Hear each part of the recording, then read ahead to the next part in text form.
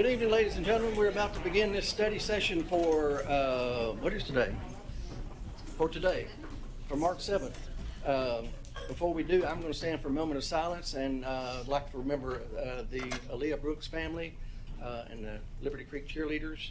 Such a tragic thing, so remember them in our moment of silence. And I'm going to follow that by the Pledge of Allegiance to our country's flag. Anyone who'd like to join me, please feel free to do so.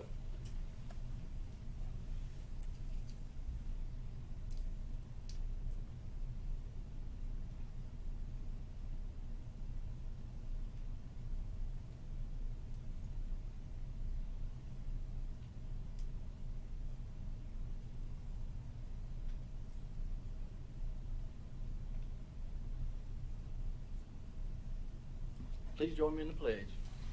I pledge allegiance to the flag of the United States of America and to the republic for which it stands, one nation under God, indivisible, with liberty and justice for all.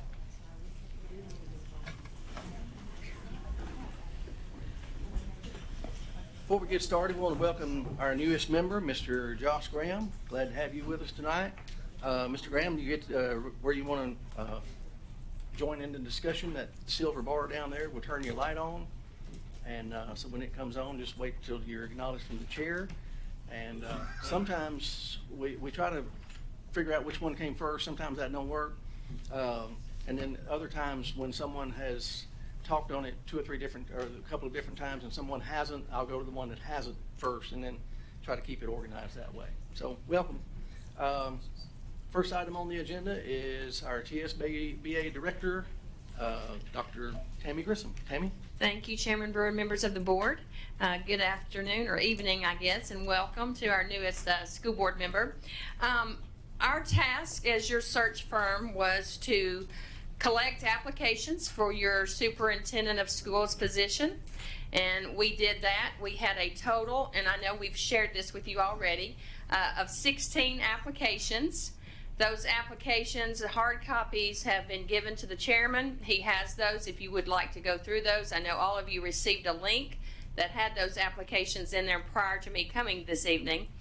Our job as your search firm was to review all applications. We had a screening committee that went through all applications for a couple of days, and our job was to select the candidates that best met the criteria that was adopted by this board. The first thing that we did was to make sure all applicants met your minimum qualifications. And so for those that did not, we had a total of 5 that did not. Out of the 16, 5 did not meet your minimum qualifications. We put those aside, and then we went through the other applications. We have prepared a notebook for you all that Jeremy's going to pass out and help me in just a minute, that will have a sample interview guide in the front pocket. That interview guide has questions that are directly tied to the criteria that this board adopted that you can use if you choose to during the interview process. It's up to this board what you do, but there's some other processes that we'll go through the notebook. Tonight, my job was to present to you what we think should be the finalists for you all to interview. We don't select your superintendent. We've selected the ones that we think best meet your criteria, and we were to present up to 3. I was going to present 2 tonight. Yesterday afternoon around 2:30, one of those finalists withdrew because she got a promotion. That was Amy Wyatt. She got a promotion at her current job, so she withdrew. So with that, Jeremy, if you don't mind to pass out the binders, and then I'll present to you the finalists from our screening committee.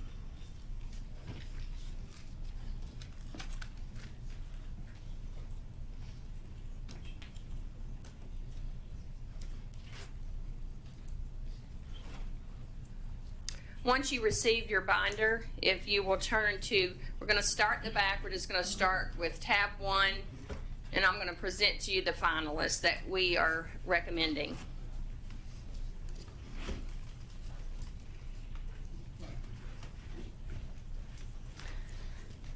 Thank you, Jeremy. The finalist that we are recommending is Dr. Scott Langford. He's currently your chief academic officer and has been since 2021. He is former assistant director of instruction for your district from 2018 through 2021. He's a former principal at White House High School from 2014 to 2018, former assistant principal at White House High School from 2011 to 2014, former English teacher at White House High School from 2009 to 2011, former social studies teacher at Pioneer Christian from 2008 to 2009, former social studies teacher in Georgia from 1999 to 2003. He holds a doctorate degree in learning organization and strategic frame change from Lipscomb University. Dr. Langford has 7 years experience as a teacher, 3 years as an assistant principal, 4 years as a principal, 5 years in the central office, and 5 years as assistant superintendent. Mr. Chairman, that is our recommendation for finalists. All right. Thank you, Ms. Grissom. Any questions? Ms. Hayes? Yes, thank you, Chairman Brewer. Dr. Grissom, who served on the selection committee to provide this tonight? I cannot share that with you. Okay. How many? There was a total of 5 of us. Okay. If I told you who was on it, they would never serve again. I mean, for obvious reasons. Yeah. Ms. Andrews? Can you tell us,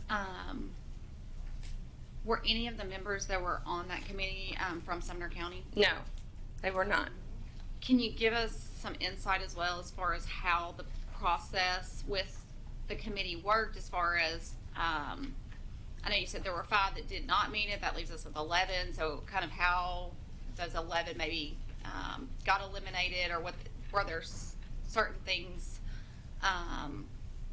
We go through all applications. We obviously look at their references. And then, as I mentioned to you at the first meeting, typically anyone that lists someone as a reference, they're going to give you a good reference. And so we typically always call folks that we know in other states that we find out information on candidates.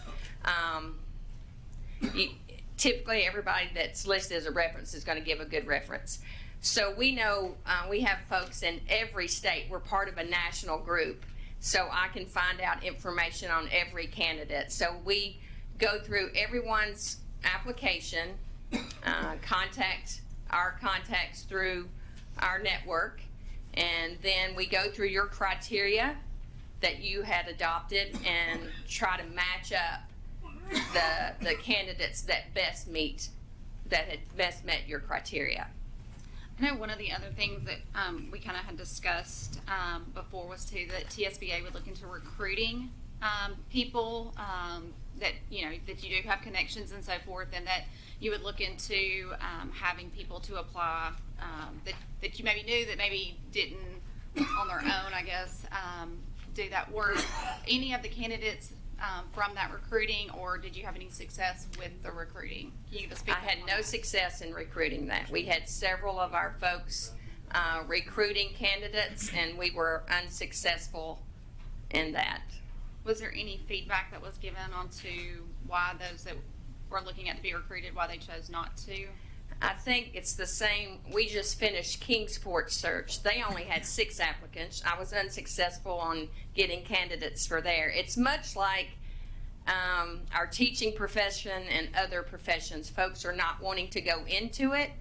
The superintendent's job is a very tough job, and I've been in my position for 34 years, and the applicant pool is getting smaller and smaller. Folks don't want to go into it.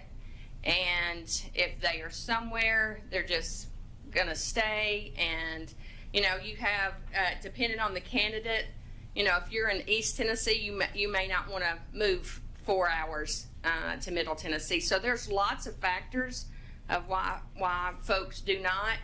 But I can tell you it is tougher and tougher doing searches. And we've done since last year almost probably about 8 or 9. And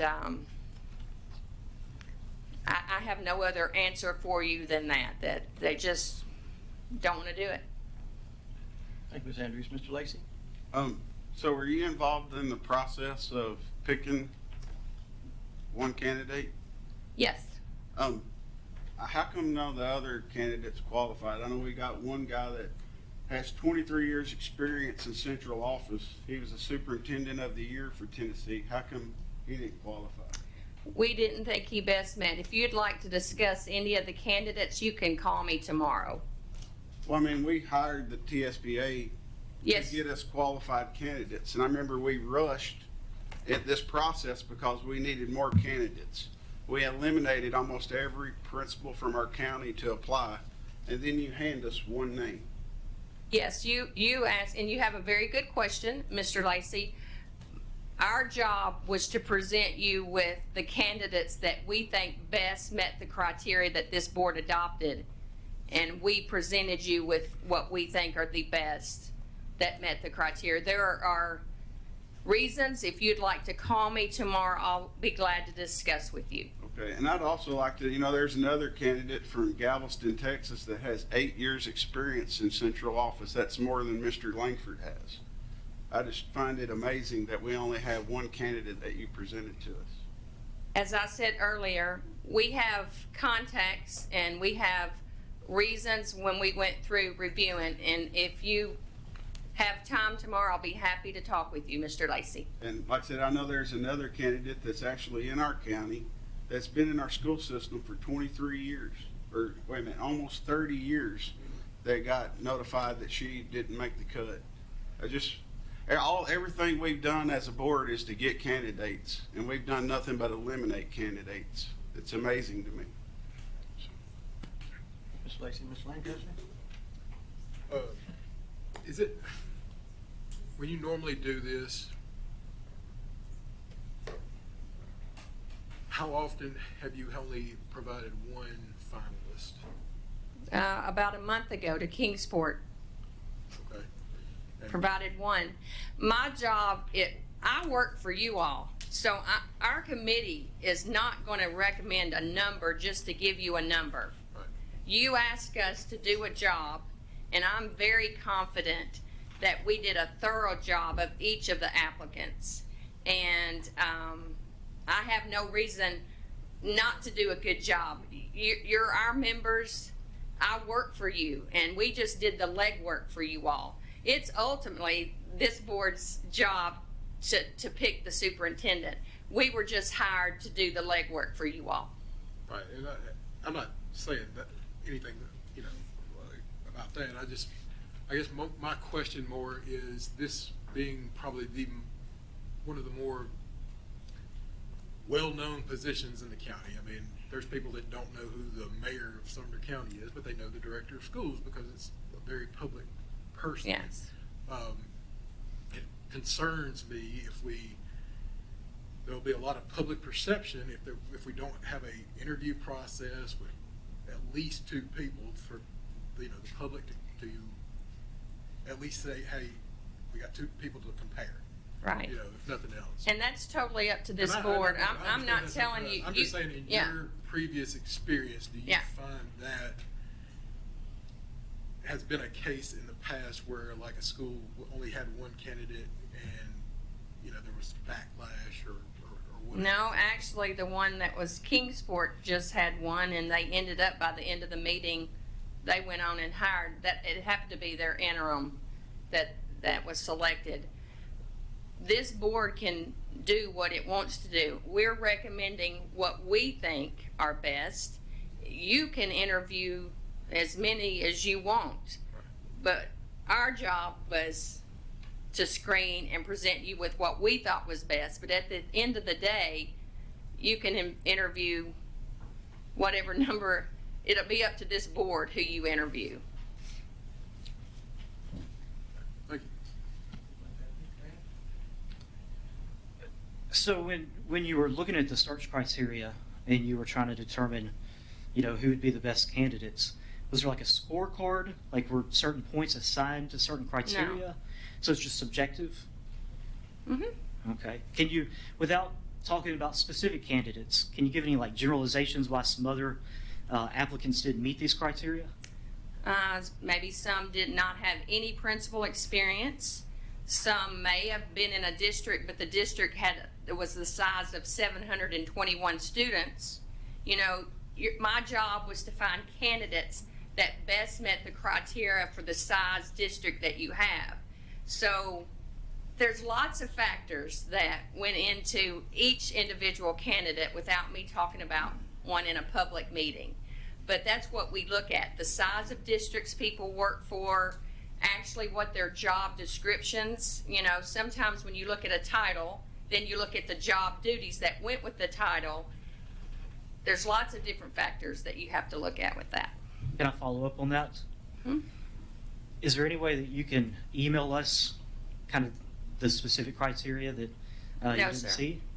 No, So I just feel like we're blind. I feel like we've not been given information of why the other candidates aren't If you would adequate. like to call me tomorrow, I'll be glad to talk with you over the phone with information.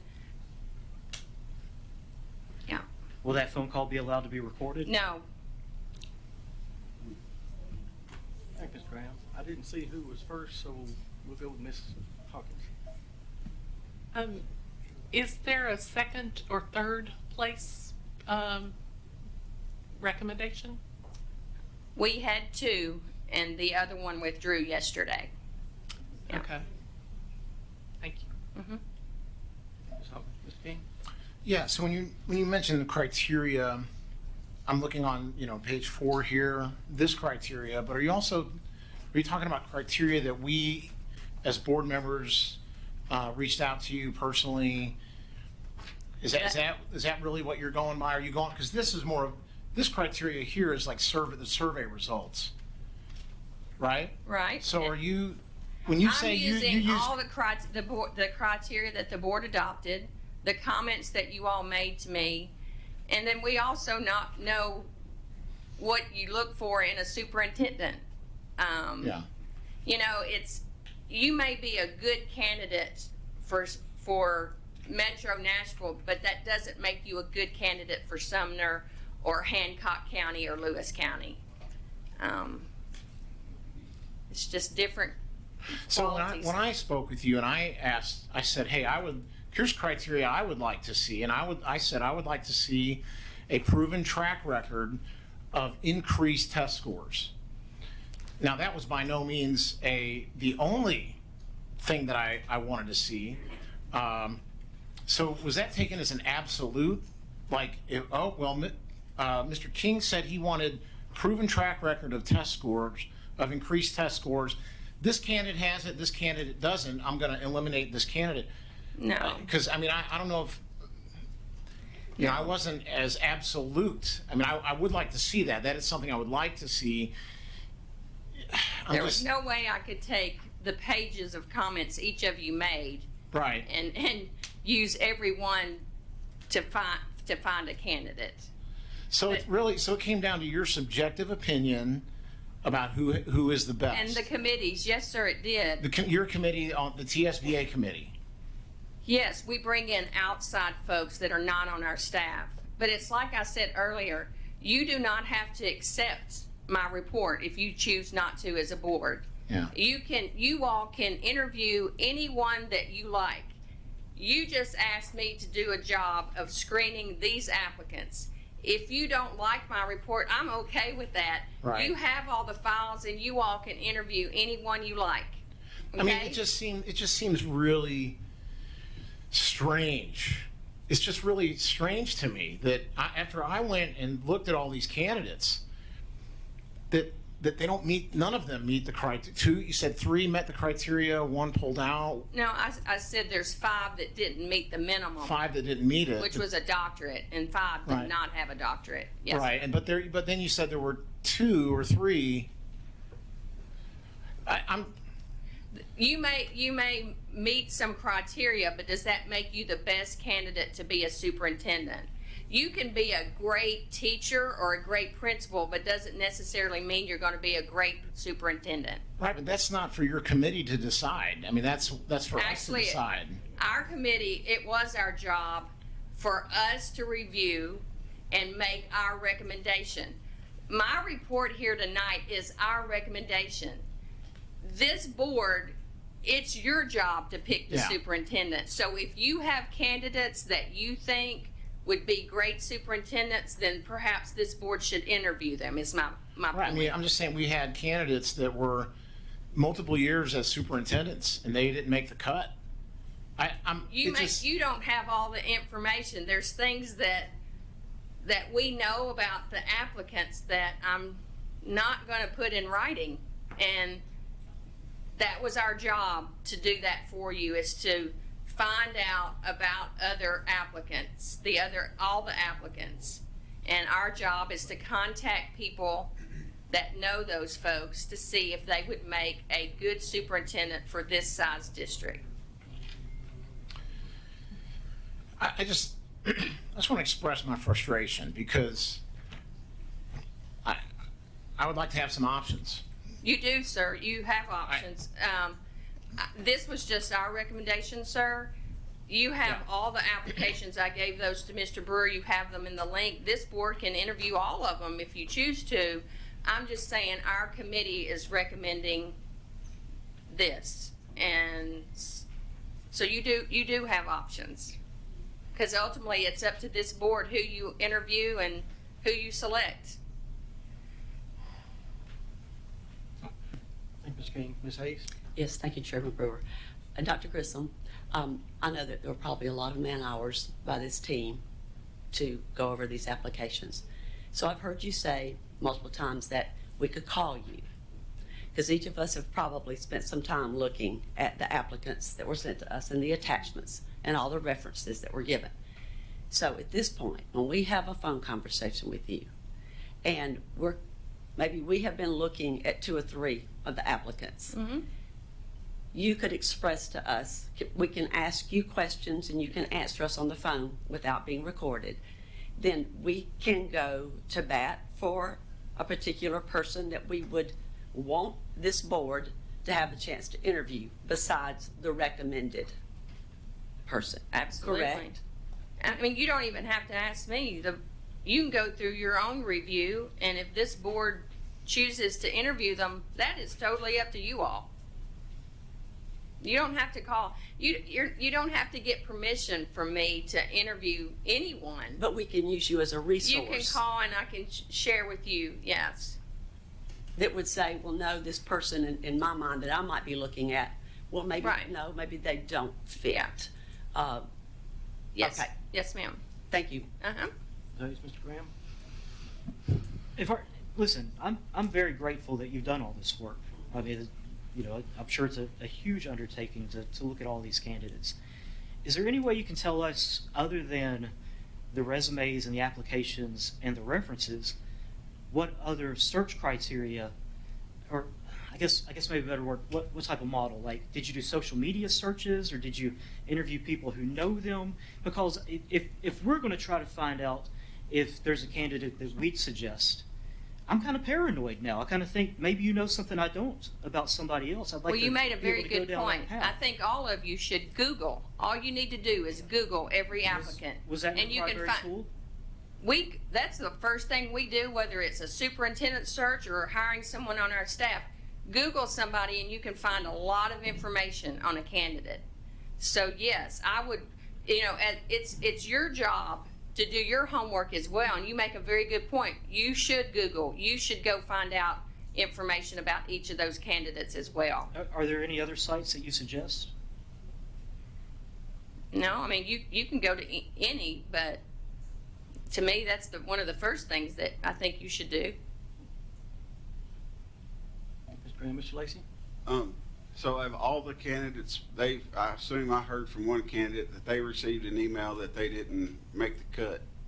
So I guess they're still believing that they have an opportunity for this job, or did it pretty much say that, hey, you don't qualify to be a candidate? We sent them a letter and said that we appreciate the application, but they were not selected as a finalist. So, But like I said, I nothing against you, but I'm very disappointed in what you presented us today. I heard you several times mention that it doesn't mean they're going to be a great director. But like I said, one of these guys that are qualified, was the director of the year for what, Tennessee, or is it TSBA? No, not I CSBA. guess for Tennessee.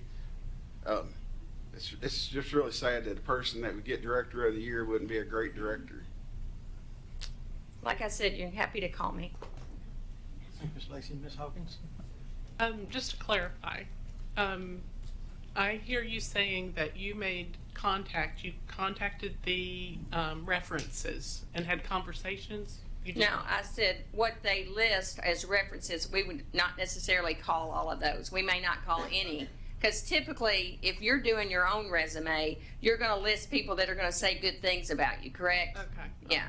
So we have folks in every state that we call to find out about candidates from other states. So you did your own investigation Yes. of this person, and based on conversations with people in that area, that helped you come to the conclusion that that person was not the best Yes, ma'am. candidate. Okay. Yes, ma'am. Ms. Hawkins? Mr. Wise?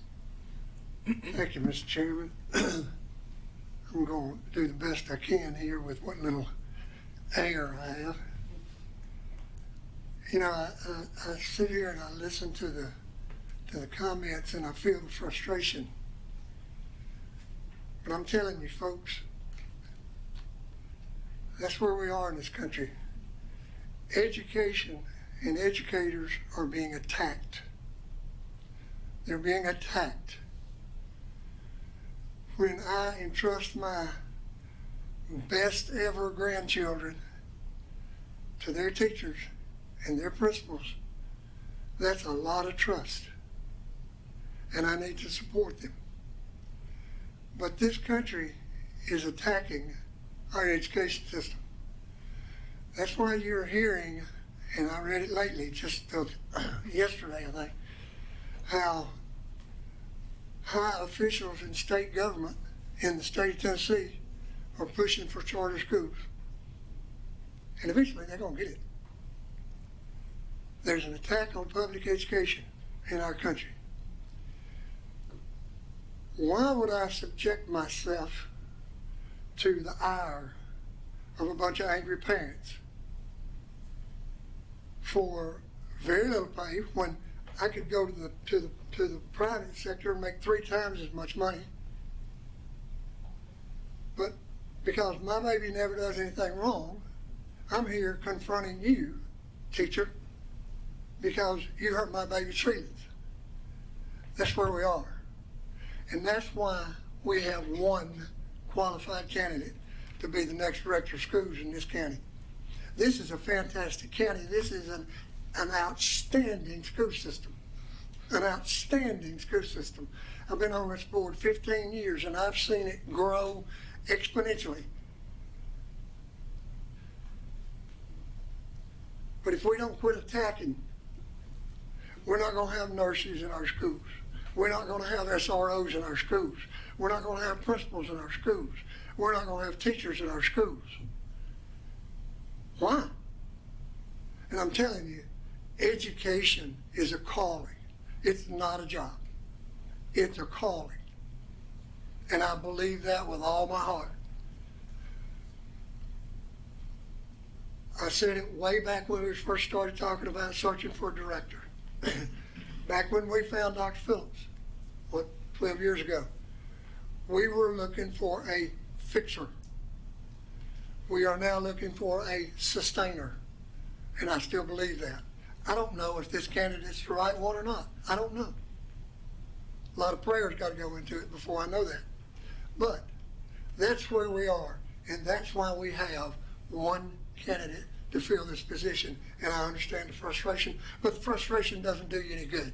All it does is hurt you. It doesn't hurt anybody else. It hurts yourself. Thank you.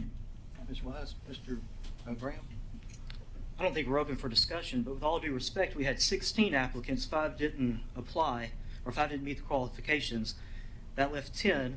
2 were chosen, 1 got a better job, and by my calculations, that means there's 8 more who still want the job. So we have more than 1 applicant. Ms. Graham? Oh, Ms. Andrews? Yeah, I do have just one quick question. I know that we did have one applicant that was a late applicant. Was that applicant considered the same as the other 15? Yes. Ms. Andrews?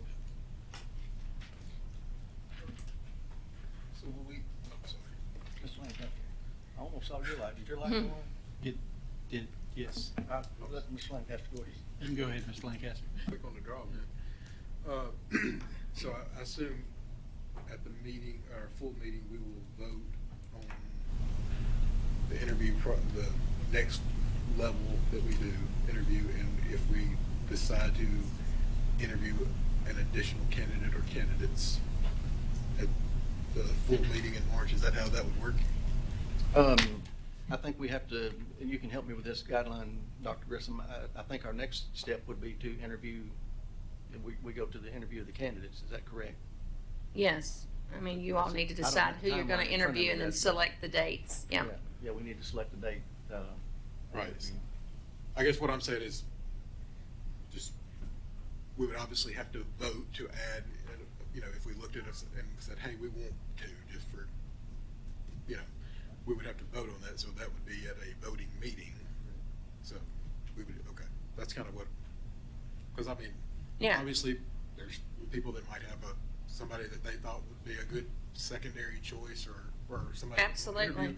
We want to talk to you, make sure that there's not something that we don't know from our Google and everything else that we're not aware of, that you might be aware of. Right.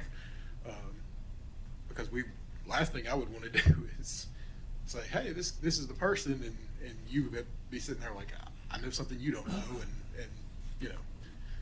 So I feel like there's people that will reach out and ask, but if, Yeah. you know, we do decide to at least interview someone else, I just need to know what that process is. And all of you have the files, so any of those candidates that you want to interview, you have their applications, you've got their contact information, and it would be up to this board to decide how many, or if you want to interview them all. That's totally up to this board. Mr. Lancaster, Mr. Daniels? Yeah, my question was a similar line of Mr. Lancaster's, of kind of next steps. And you helped clarify that. Next meeting, as we set the interview schedule for the finalists that we've got here and any other candidates. And I think what you said, Ms. Grissom, was, you know, because when I went through the application that you sent us, there were 3 or 4 candidates that stood out to me. But they probably weren't presented for some reason, like you mentioned, that maybe we're not aware of. And so what you've said is that if we're going through these 8 or 9 other individuals that met the criteria of the doctorate and everything else, if we want to speak with you to learn a little bit more information about why specific candidates weren't selected, you would share that information with us. Yes. Just not on the public record. Yes. Thank you. And then, based on that, at our next meeting, we can determine next steps as far as what that interview process looks like. Yes, sir. All right, thank you. Thank you, Mr. Daniels. Mr. Gregory? Well, I feel very confident that TSBA, excuse me, has, as always, done a great job. It does bother me that, as Mr. Wise made a statement, people do not want these positions that often. And I feel very confident of the qualifications that we set forth, that we observed. And there was a couple of names on there. One of them was the one that just dropped out that really did appeal to me. And there was one more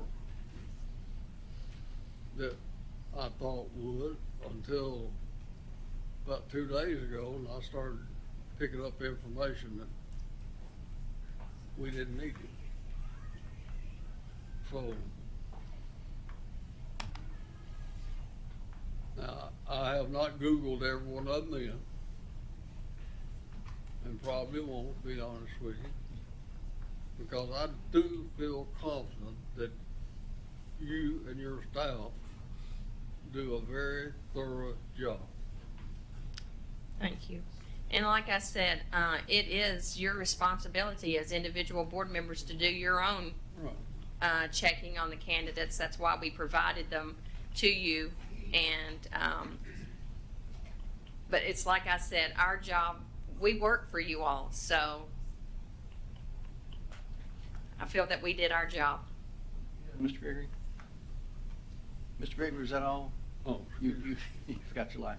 Let me just verify, I don't have the schedule in front of me.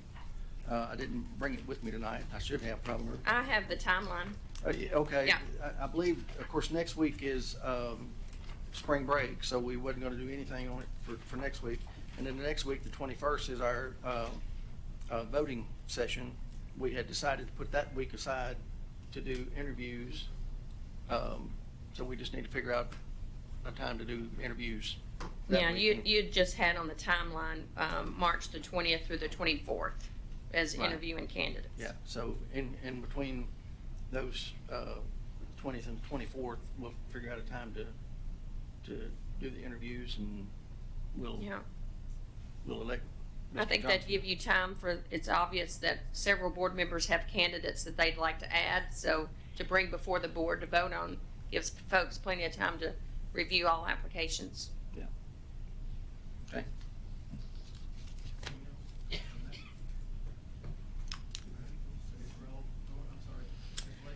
What would that look like? I mean, would we vote on whether we would allow somebody to be interviewed, or how would that process? Yeah, it's a board vote. Yeah. Mr. King? Would we need a special call meeting? Or, 320 through 324, we begin interviewing candidates. If we're gonna vote to add a second candidate, I mean, they're gonna need time to, to be notified.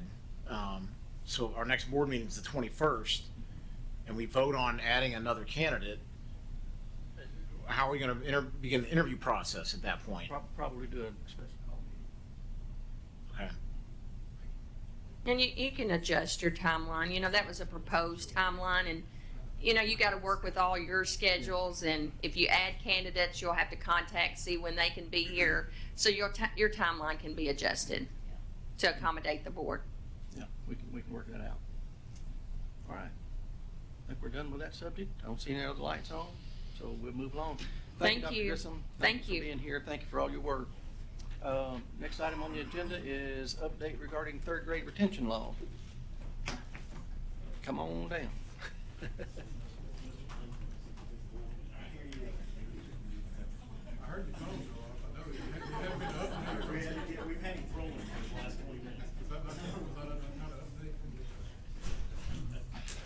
This one is really easy. There is no update on third grade retention. Everything that was on the legislative calendar for tomorrow has been bumped back a week, so we wait. Just so you're aware, we've obviously got to go ahead and plan for what we're going to do for the summer. Because we've done summer programming for all those grades the past couple summers, we've got a pretty good plan. The questions that we're going to have are with the governor's state of the state. It extended it to rising kindergartners to rising ninth graders. The ninth grade part is a little bit different. Like we've done, the bulk of our high school programming has been career interest camps. Those have been really popular with our kids. Obviously, if we're rolling a ninth grade camp, that would be a little bit different because it would be a way to kind of transition kids into high school to be successful. So that's going to be the rising kindergarten is going to be one that's that we have the most questions about how to do well, because if you've ever been around an elementary school when kindergarten starts, it's tough on parents, it's tough on the children. And so to try to figure out, you can't really do we don't run every school as a summer start. It's not a good practice to take kids that are going for their first time to school into a building that's not theirs, that's not their school, with their teachers. So we'll have to think through how we're going to be able to do that for kindergartners. But we're working on all those things. So hopefully, as soon as we get word from the legislature, we should we were promised some guidance on the summer camps. this week, so hopefully we'll get some information from the Department of Education this week, and as soon as we get anything that we feel good about, we'll pass that on to y'all as quickly as we can. Mr. Lancaster? I got two questions. First, so right now I know they're doing benchmark testing, and I know the benchmark testing is the one that most mirrors the TCAP, right? Yes, sir. Yes. Remind me again, when is that graded back and the parent will be notified? Because I know that's the one that's the closest. Yeah, so for third grade, we will send that, they'll finish this week before spring break. We will send that off. We give, like, the tests, the benchmarks that are given in middle school and high school, we do it online, so we get the data back almost instantly. Because the elementary kids take it on paper and pencil, we give them the benchmark in paper and pencil. So it's a similar type experience. So we expect, I believe it's around the last week of March. So we hope by early April to be able to communicate with parents, kind of like what we did with the the literacy home reports that we sent home around February 1st. We hope to be able to do the same thing, just because now we'll have that point of their winter screener plus their benchmark to be able to kind of drill down on kids that are probably most likely forced to have to look at ways either for the parent to appeal or to look at the need for either doing summer programming or tutoring or both based on where they are. Okay. Second question, Sumner Scholars. I know with this, especially for elementary kids, we could have staffing / logistic issues if we have more kids that need to be for the third grade summer remediation than just the summer scholar. What is the plan for kids that may have signed up for Sumner Scholars, but then now we don't have enough that we are we going by when they enrolled in Sumner Scholars? How do we know how that's going to work? The ones that we have to say, hey, I know you signed up, but we're not going to be able to. Do we have a plan that we're going to put out that's like, this is, you know, how we're choosing who gets to go in and who doesn't? Yeah, we still don't have our dollar amount from the state yet, so that you know, like the last couple of years, we've received enough money from the state that we could let every child that wanted to go. And we've had plenty of teachers that have been willing to teach. So we really haven't had to do any screening except just for parents that wanted to have their children enrolled in Summer Scholars. And it's gotten bigger each summer, each of the last 2 summers. If we get into a jam with teacher application, if we don't have enough staff or we have like a huge increase in student population, obviously there are guidelines given that were in the state law and the practices. So you know, obviously the ones that are in need of the summer programming to be able to progress to the next grade, they have first shot. And then there's some other criteria: economically disadvantaged, kids from schools that are below a certain threshold. There's certain criteria that we use to screen those. Our hope is always to provide that opportunity for every kid that wants to take advantage of it. But yeah, but we would have to use those if the numbers don't. I like to, you know, think worst case scenario, and worst case scenario is we don't have enough staff or whatever to. Right. We would have to screen down based. We have to hit. There are certain parameters in the law that we have to follow in terms of need. Okay. And then we can supplement in. That supplementing in is where, you know, we'd prefer just to be able to take everybody, because it's hard to say, well, your child gets in but yours doesn't, and you know, here are the criteria we used, but we want to be, you know, I'm hopeful that we'll be able to do like the other summers and roll the majority of kids in. Okay, thank you. Thank you, Mr. Lancaster. Mr. Daniels? Yeah, just a quick question. I mean, outside of expressing our displeasure in the law itself, have we done everything that we've needed to do from a policy standpoint? Like, I feel confident based on the conversations we've had over the past couple months and the communication that's gone out that we're doing everything that we need to do. But from a policy standpoint, from a board standpoint, have we done everything that we've needed to do up to this point, and now we're just waiting on the state to come back and say, sorry, we screwed up, we're going to change everything that we said previously, hopefully, and then we can, make adjustments at that point, or are there any policy things that we need to be looking at right now, or? I don't really see anything, because a lot of the things that are there are in the state law, so we have to follow the law. I think the things that we've tried to address and work on is, especially in third grade, for instance, like we're going to give a second grade. We're not going to make it a big deal, because we don't want to push testing down and that stress down into second grade, but we do want to give a benchmark just so we can see where second graders are, so that we can start our interventions at the start of second. I mean, we have ongoing interventions from the time kids walk into kindergarten.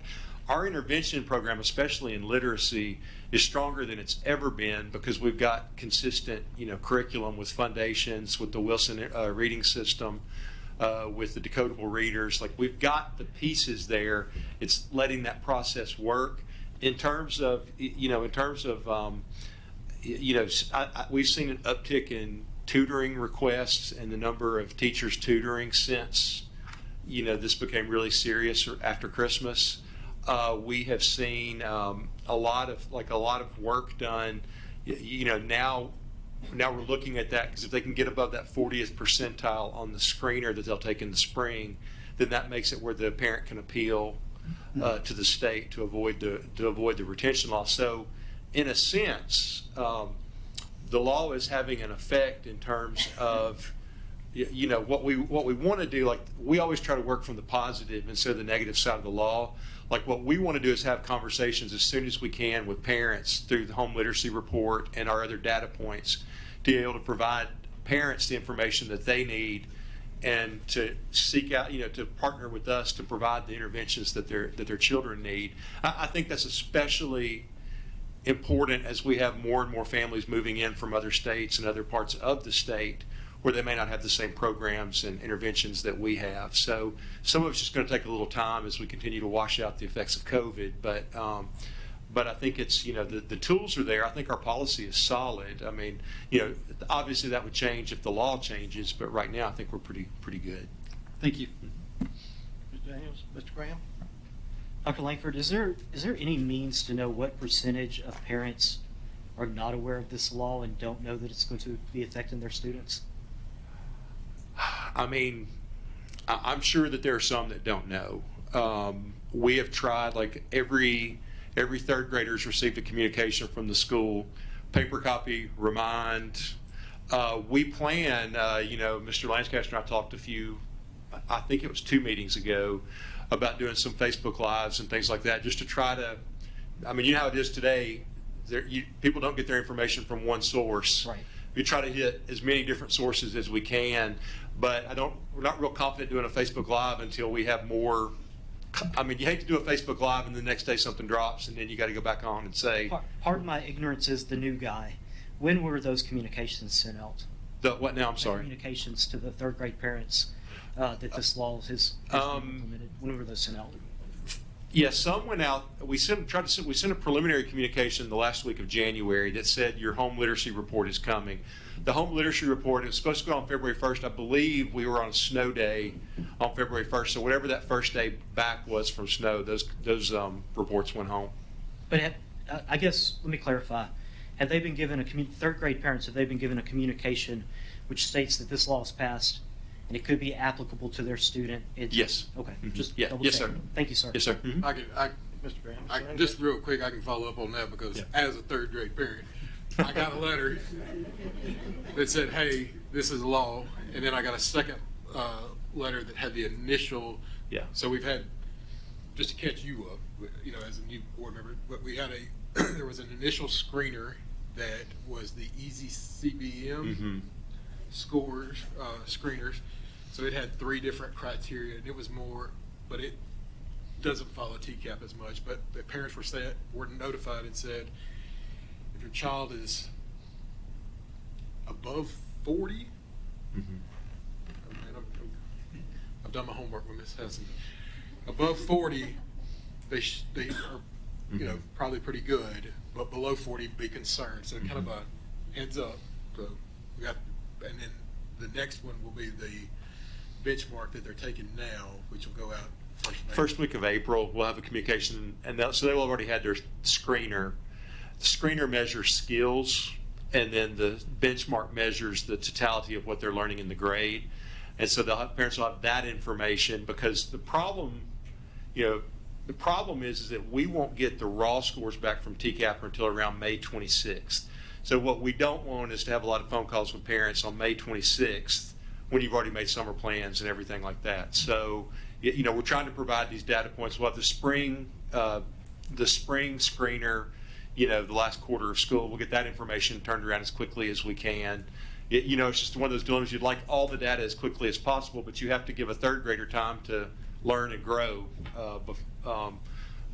obviously with classroom instruction before you can give those screeners. But I will say, I talked to a parent last week that's third grade, and I was saying, are you worried about and they're like, what are you talking about? And I'm like, so there's always going to be those that just, kid brings it home, and hey, I sometimes I'm the same way. I go through the folder and we go straight to.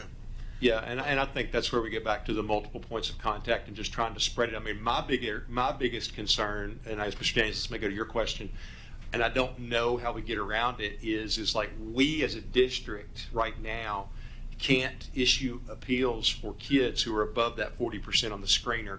It's all directed by parents to the Department of Education. So we're going to have a massive communication drive to get that information out to parents. We'll do it broad scale, but then we'll also be contacting individual parents to help walk them through the process of how to file that appeal. But that is one of the proposed amendments, correct? Is that yes, sir. The district, the LEA can go in and make those appeals. Yeah. It seems like, I don't want to give the Department of Education advice, but it seems to me like it'd be a lot easier for us to help them by removing the kids that are over 40%. So then we're talking about a much more manageable set of students. Thank you, Ms. Lancaster. Ms. Andrews. Yeah, just wondering, I'm very thankful that I do not have a third grader. I'm not a good elementary parent. I like big kids. But I also remember, getting those forms home and seeing them and then putting them somewhere and not remembering where they are or wanting to go back and, try to find them later. Is this information too that we can have on Skyward for our parents? Is there some type of tab or so forth so that they too can go and see and do some type of comparison even so that they can see the growth that their student had or I know in middle school we have CFAs, so I can kind of see what my kids are doing with those. They're tracked through the report card. I know that's different in elementary school, but is that something that way, if those parents, it's an easily accessible source for them to pull up Skyward and go, oh yeah, let me go back and look and see where they were versus where is that piece of paper? Yeah, I don't think it's something that would be really easy to do right now. We can definitely look into it. We currently have third grade on standards-based report card. We're actually, like Ms. Essen's team is studying whether we want to keep standards-based report cards in third grade or move to a grading, but we'll fill y'all in. It's a little too early to make that determination yet, but it would be easier. It's easier to put those CFAs in a middle school report card because you've got a traditional grade book. We can try to find if there's a way, because I agree that would be easier to do.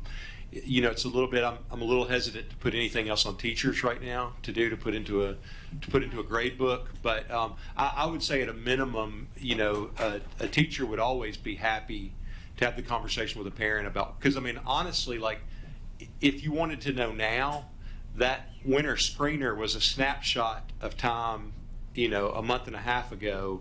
You would really, I think, it'd be a great conversation between a parent and a teacher to have. Where's my child? How's my child progressed? What are you seeing? Because they're collecting data each day, through the assignments. Because a lot of times, even in third grade, kids just progress differently in how they grow, and especially if they come in from, we've got some kids that have moved here from California and other states that were out of school for 18 months without face-to-face instruction, and they're not really behind. They just haven't had the opportunity to have the instruction. So, kids at that age, some go slow and then others go slow, and then they take off. So a kid that was below 40% a month ago may not be under 40% now.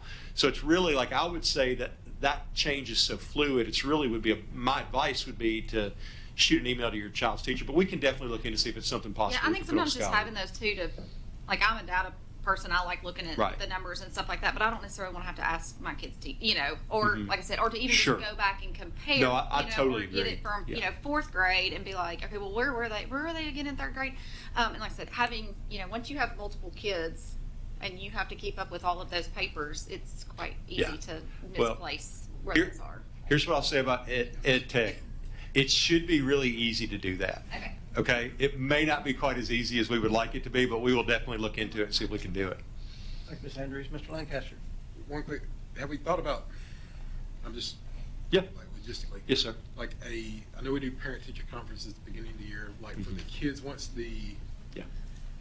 benchmark scores come in, we identify the ones that are most likely to have to choose one option. Mhm. Like have, say for each school, a meeting, a parent-teacher conference, or a study session, work group, whatever, so that they understand the appeal process, they understand the options that they have depending on which group whether they go to summer scholars or go Yeah. to tutoring in the fall and that kind of thing. Yeah. Has that been? I know Yeah. we're talking about doing a Facebook Live, but just an old fashioned Parent-teacher conference, yeah. I think, Frankie, y'all did that in title. So last year, we made Title I schools, this is just me, my group of people. You that probably, is all- Frankie, you need to come up here. You can use the handheld if you want. Last year, the talk of the law was about, so in Title I schools, we shared that information, and they, part of their work with Title I is to do the family engagement meetings, and so we added a family empowerment meeting this year that was specifically targeted for 3rd grade. And so all 15 Title I schools held those 3rd grade empowerment meetings to make parents aware of the process and what it looks like and how they can help their children at home. And then Jean, you want to come talk about you said some schools are having parent nights already, but not across the district. Is that correct? Okay. And conferences were coming, like that's. Conferences are coming. I just think that would be a good. Yeah. There's people who don't have questions. They're gonna be like, what if I don't do it? Yeah, and I think it gets back to what Mr. Graham said earlier. It's another point of contact and access to parents. Yeah, no, I agree. We can definitely look at doing Mr. that. Daniels? Yeah, I just want to say that one of the biggest challenges with this law is exactly what you were just talking about, is how students can jump so quickly from here to here. I had, some of my older kids, when they went through school, they were avid readers and they were always up here. My youngest son, as he went through, we held him back in kindergarten because he wasn't ready for 1st grade, and he struggled in 1st grade reading. And I remember, like, as we went into the winter break after, halfway through his 1st grade year, is like, is he ever going to learn to read a book? And that next quarter, that next 9 weeks, he went from here to here. And so when you've got laws like this that are looking at such a short window of time and not taking things like into account, I really think it makes it challenging for staff, even for parents, to figure those things out, and then to find the right remediation steps to help those students. Because maybe on that test day they're struggling, but they take that same test 6 weeks later and they may be well above it. Yeah, and I would encourage y'all, if you want to come see, like, what our teachers are doing with early literacy now is amazing. If y'all ever want to come see, I was a high school teacher. I still, when I'm in a kindergarten room watching kindergarten teachers teach children how to read, I'm captivated by the process, but I would encourage y'all to come out, because it's really, like, we've got a really strong structure. And I think, some of the points tonight, going that step farther to make sure that we're increasing the ways that we can communicate and incorporate parents into that process, so that we're all moving in the same direction. Because, there are a lot of things that we can do at school. There are also a lot of supplemental things that can be done at home to help our children all together learn how to grow and read better, or read more successfully. Mr. Lacy? Yeah, I was going to say, last night my wife was reading a book with her daughter, and I think they were going over action words or something But what do you think is causing, or how many kids will this affect, the 3rd grade retention law? So if you take out, like, we looked at the numbers just after the winter screener. So typically, kids come in and then the bulk of the work hits and they dip a little bit at the winter screener and then they pick back up. So we had about 504 that were below the 40th percentile. So that's out of 2,400 or so third graders. Well, I guess, like I said, I know like my wife works with our kids. What is the biggest factor that you think that contributes to these kids not being able to read at state level? Yeah, I think it's a couple things. Some kids, some kids come in having never been read to, having no exposure to books. I mean, we have some children that come in that don't know that our books open left to right. So comparing them to, like, if I take to my children that went to the library constantly when they were little and we had tons of books, they came in with a huge advantage. So they come into school and they just roll. So I think we've always got that. Some of it's just exposure and time. I think another thing is that I think what's been perplexing for teachers in K2 is the large number of students that we've had move in from other districts. And so, I mean, like if you've got children that came in from districts that were closed for significant amounts of time, it's really hard. Like I wish we had saved the video when we had kindergartners in SV at Sumner Virtual a few years ago. Like watching a kindergarten Zoom class was the most unbelievable thing I've ever seen. But I can't, I'd have to just show it to you. I can't give words to describe it. But to imagine that there were kids that learned that way for 18 months, or even if they were in school, where you couldn't see, it's hard to teach kids sounds if you can't see mouths. And so we've got a lot of kids that were caught in that. And so you've got some kids that are like native Sumner County kids that were in school 93% of the time during COVID. You've got others that weren't in school for 18 months. So, typically a teacher can predict where every kid's going to come in and where some kids are going to struggle and some kids are going to excel.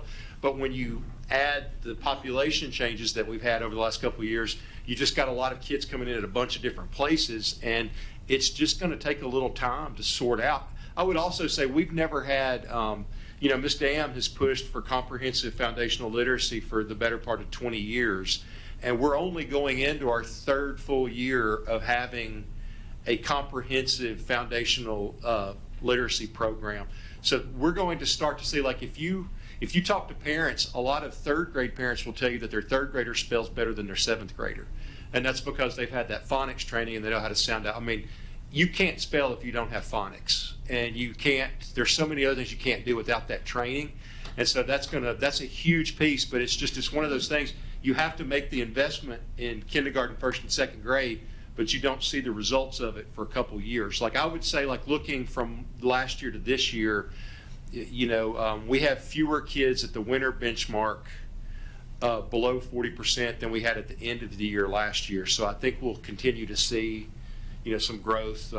Obviously, I think, I do think that a positive of this law is that it's made it a topic for everybody to talk about and think about, and that's important because there's probably nothing we do more important in school than teach kids to read. I mean, I know our teachers want our kids to read, but is there anything that our teachers need that we're not giving them as far as? Yeah. And it's extremely important that little kids can read. When you say that kids never had a book opened up in front of them, I mean, that's really sad. I mean, my kids have books everywhere. Mm-hmm. And they get read to quite often. It's just extremely sad, and it starts, I guess, at the home. It does. With the parents. And I think sad. I know you look at like what Dolly Parton's done, trying to push books out, and there are a lot of programs like that. I think it's just, building, if we look beyond what we do, it's building community partnerships, partnering with churches and civic organizations around just to emphasize the importance of early childhood literacy, and that it doesn't start, it starts as early. The research shows now that it's not even about reading, it's talking to kids. A significant number of children under 3 have no adults that interact with them or talk to them on a regular basis, and that's where they learn the initial language that comes to them when they later learn how to read. So just even talking to children early on for a certain amount of time a day will boost their literacy later. It's, there are a lot of, it's one of those things where I wish there was a silver bullet that we could pull the lever on, because we would, but it's going to be a whole bunch of things. But, if we can take this to a positive approach, it's everybody working together and identifying as a community, we've got to read better and we've got to do whatever we got to do to help our kids. I think that's the problem. I mean, I wish that I could say here, 2 or 3 things we could do, but I think probably I think what Ms. Skinner introduced is,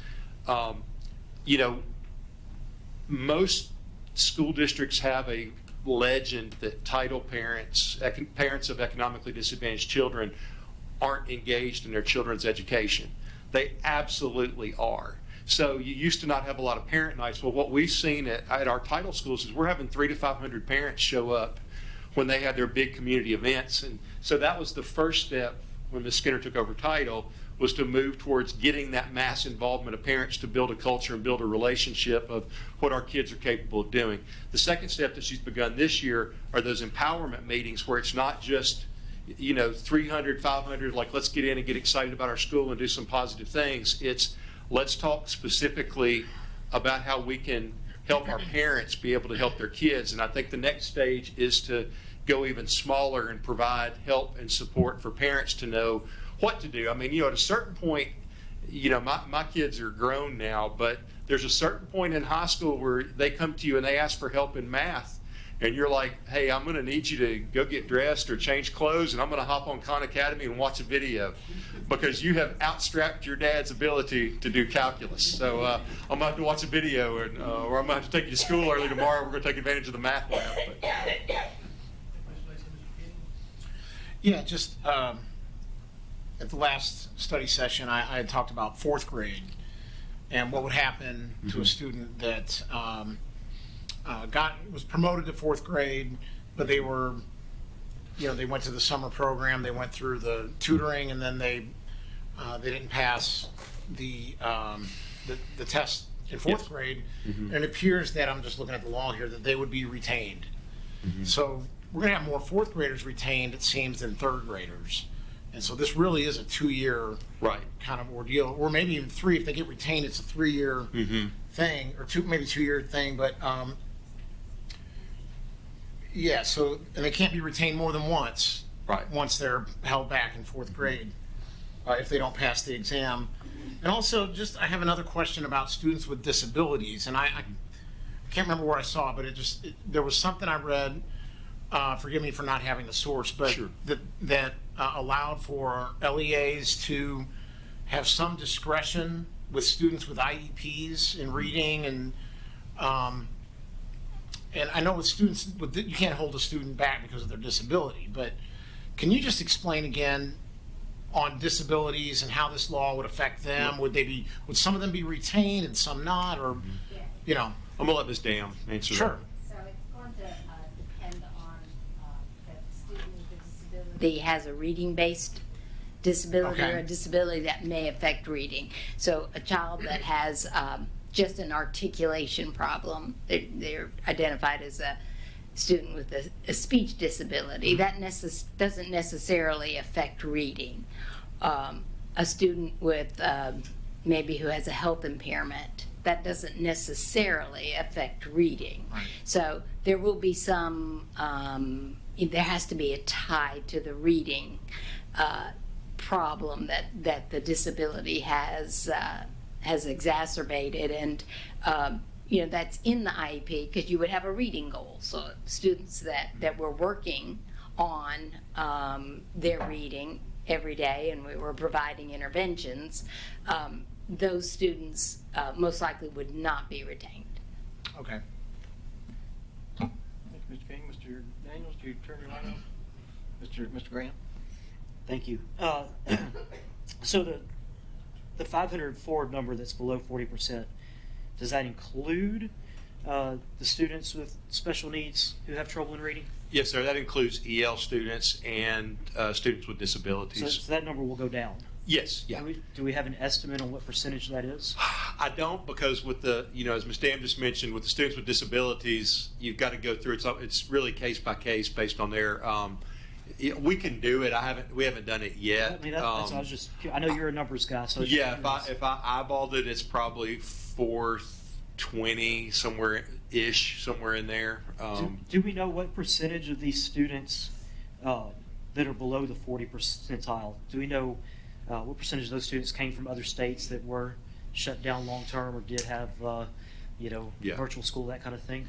Yeah, not yet. That's definitely. I think that would be an interesting question for us to examine. Little hard, just basically have to go through each student file and see exactly when they transferred in and things like that. But Can I ask one last question? Yeah. What how do our students compare to other counties and then other states as far as that 40th percentile? I mean, obviously compared to, if you look at a lot of other districts, I don't have ready access to their screener scores, but you're comparing a skills-based assessment to a standards-based, which is like your TCAP, your TN Ready scores. So when you look at some districts that could potentially have 70-80% of their kids qualify, it's going to be, your urban districts and your large districts will be able to meet the effects of the law, not easily, but they'll be able to do it. Rural counties are going to be really hard hit by this. It's hard to compare, our test is, I would say, like the TN Ready test is significantly more challenging than, there's not a lot of truth in advertising in state assessments at times. Tennessee has tried to align ours with ACT, so our scores are a little bit lower than what you would see. I'm always suspect when you see a state that trumpets 85% proficiency in literacy, because if you look at their ACT projections, that's a pretty good measure for where they're different ages, obviously, but that's a pretty good projection on where their literacy is. What percentage of this 504? What percentage of our third grader population is that? So we have about 2,400 third graders, so just eyeballing, what's that, about 1/5, about 18-20%. And that's not, if you take the EL students out, and special ed's probably about 420 or so. Okay, thank you, sir. Thank you, Mr. Graham. Anybody else did that? So I guess we're done with that subject.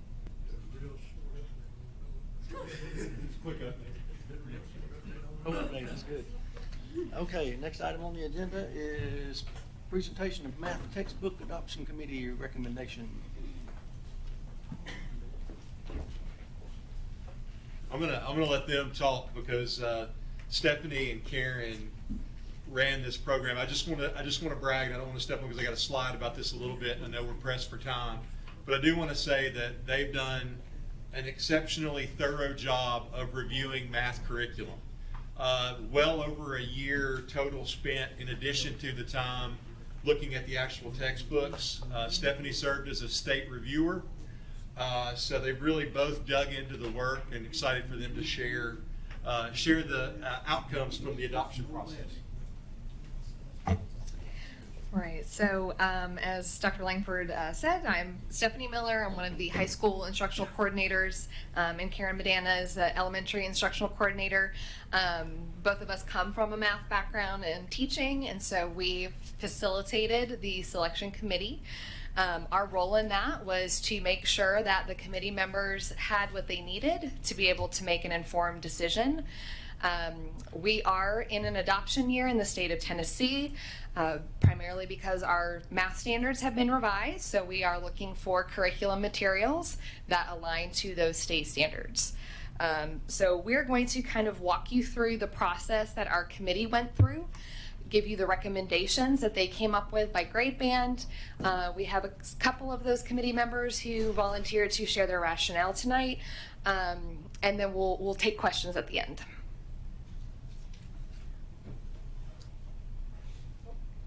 Sorry, that was when we shared in October.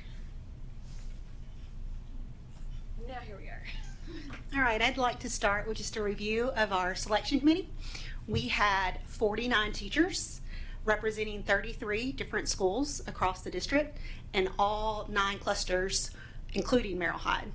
We had 11 lead educators, 15 school leaders, that included principals and assistant principals, and 10 parents. So as you can see, this committee was quite large and well represented. So this is just an overview of our timeline of where we started and where we currently are at.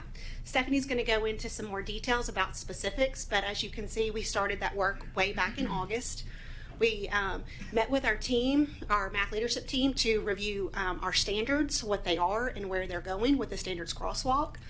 We held meetings every month, and in January we had our textbook caravan day here at the board, where we had 5 to 6 publishers per grade band who met with our selection committee and answered questions, and they presented to them. We also had a follow-up meeting in January where we narrowed that process down based on some of those caravan presentations. We also had a follow-up Zooms with our top publishers where our committee members could ask additional questions. And then most recently we had our committee meet a couple weeks ago where they made their final selection, and that's what we're going to present to you tonight. All right, so after we had board approval of who that committee was going to be in October, we met with them starting the very next week and got down into some of this work. It was a very thorough process that the committee went through. We started with the list that the state had given us. So those approved titles meet 100% of our Tennessee state standards. Otherwise, they would not be on the list. That was part of the work that Dr. Langford mentioned I was involved in back in April, as well as Anna Connor from Hunter. We both served on the state panel. And we're involved in that process for scoring. So we had on that state approved list 8 choices for elementary, 9 for middle, sort of 9 for high school. Only 2 of those only had an Algebra 1 option and not the geometry and Algebra 2. So more like 7 because the committee decided they wanted a full adoption there. And so what we did from there was had surveyed all of our math teachers in Sumner County to get a sense of what they would be looking for in a curriculum.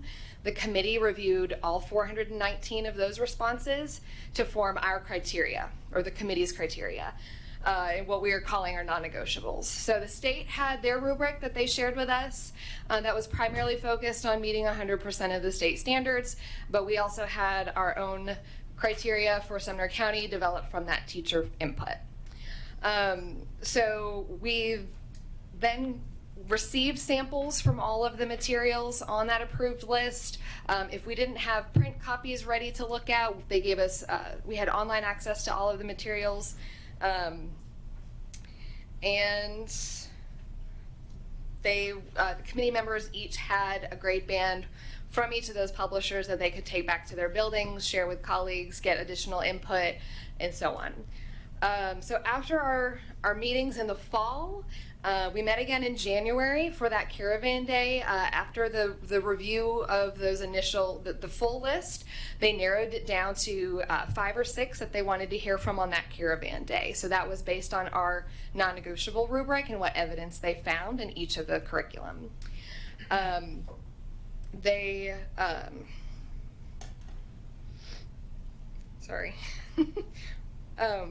From that caravan day, we had the committee members submit scores. So that non-negotiable list was a rubric where they scored out of 4 how strongly they found evidence of those certain items in the curriculum. We averaged those scores together. The committee met in January to review the committee scores, the community input that we collected, and just making sure that that alignment to standards was there, because even though it's on the state rubric or on the state list, we knew that that could have received a 1 instead of a 2, and so we wanted to also take a look at that standard alignment ourselves. From the caravan day and a second meeting in January, we didn't really feel like we had looked at everything as thorough as possible. We asked the committee, what else do you need to be able to make this decision? And we ended up adding an additional meeting in February. So in between that caravan day or the meetings in January and the meetings in February, we did narrow it down to 3. And then they said they wanted to hear more, they wanted to see it being taught. So we did our best to arrange. We did have a Zoom call with every single one of the publishers that the committee had narrowed down to their top 3. And we tried to take some field trips to districts around us that were possibly using the materials on the list. We went to Trousdale to see Eureka and iReady.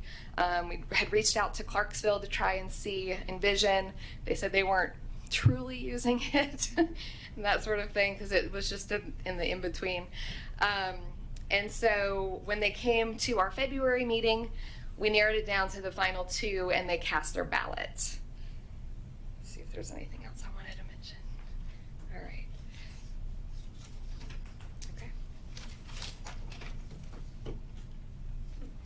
So therefore, here are the committee's recommendation for adoption. At the elementary grade level, it was Eureka Math Squared. For middle school, iReady.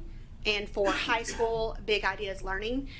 Just note that adoption signifies the board's approval to purchase and use that curriculum in Sumner County schools throughout the length of the state contract period. So we also thought it was important that you actually heard from some of the committee members who had done a lot of this work. So we asked a couple of them to come speak and just talk a little bit about the process and their rationale behind it. As you can see from elementary, we put a few up here on the screen. We couldn't put them all unless that screen would be a little tiny print. So here are just a few, and I'm going to let Erin Hutton come and speak for elementary.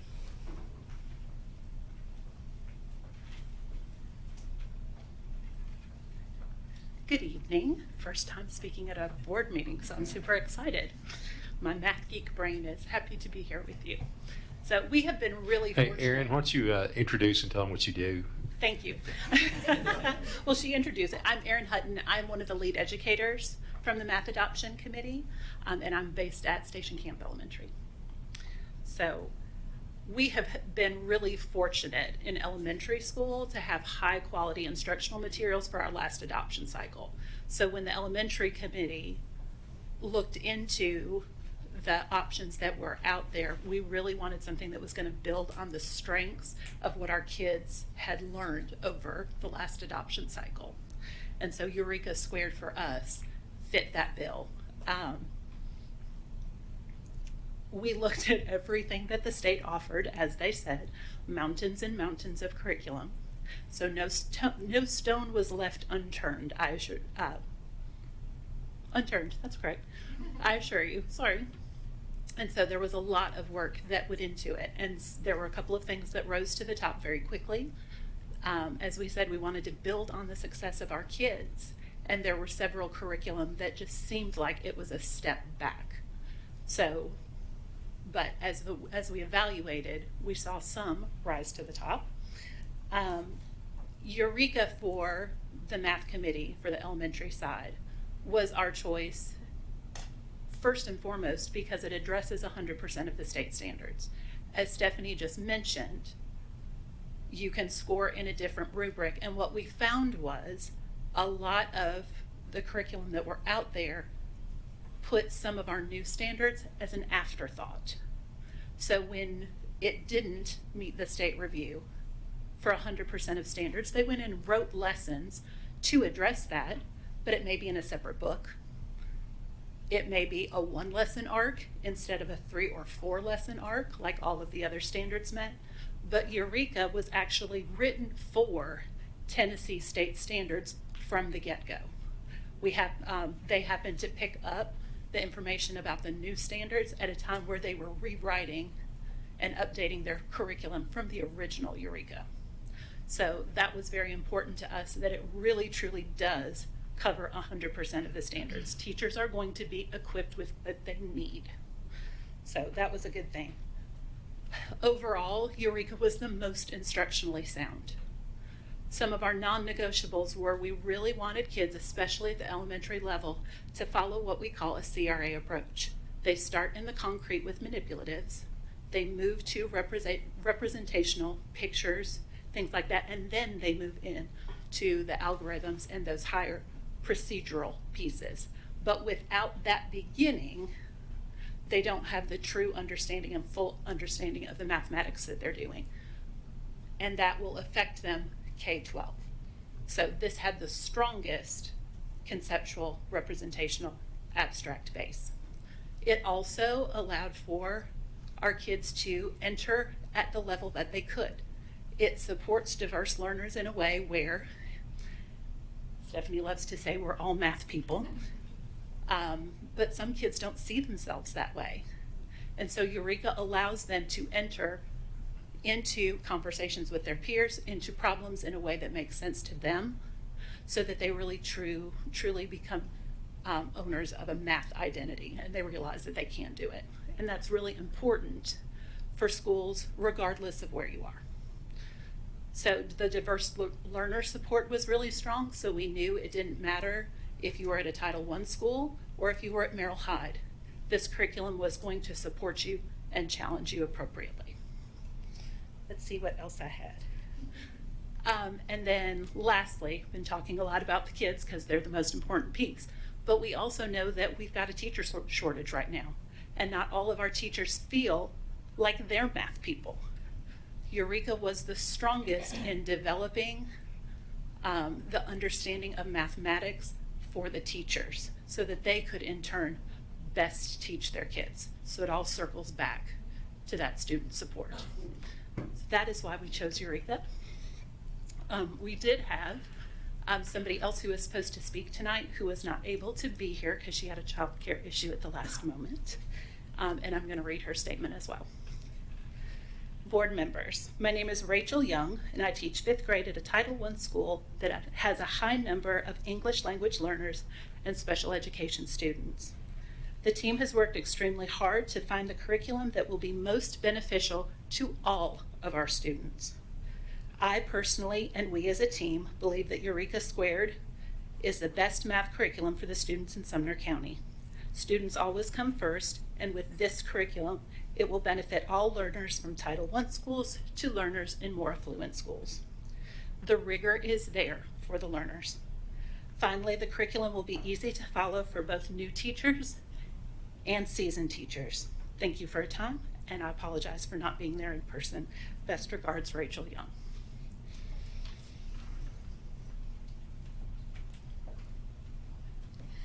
So we also have a lead educator and a teacher from the middle school review team who would like to share their team's rationale. I'd like to introduce Shay Cox, lead educator at Rucker Stewart, followed by Electa Johns in Portland. Good evening. I want to say I'm grateful to be here. I proudly represent Rucker Stewart Middle School, where we have a wonderful array of students and teachers. We chose iReady because it is the kind of curriculum that can be accessible to students and to teachers. At our school, we have to teach all kids. The kids that are well-read and the ones that are not well-read. And we need a curriculum in which everyone has an entry point. And iReady allows that. It also gives them a chance to extend their learning and to reach those kids that need some more help. So with their online component, what we can't reach in the classroom, we can reach in RTI.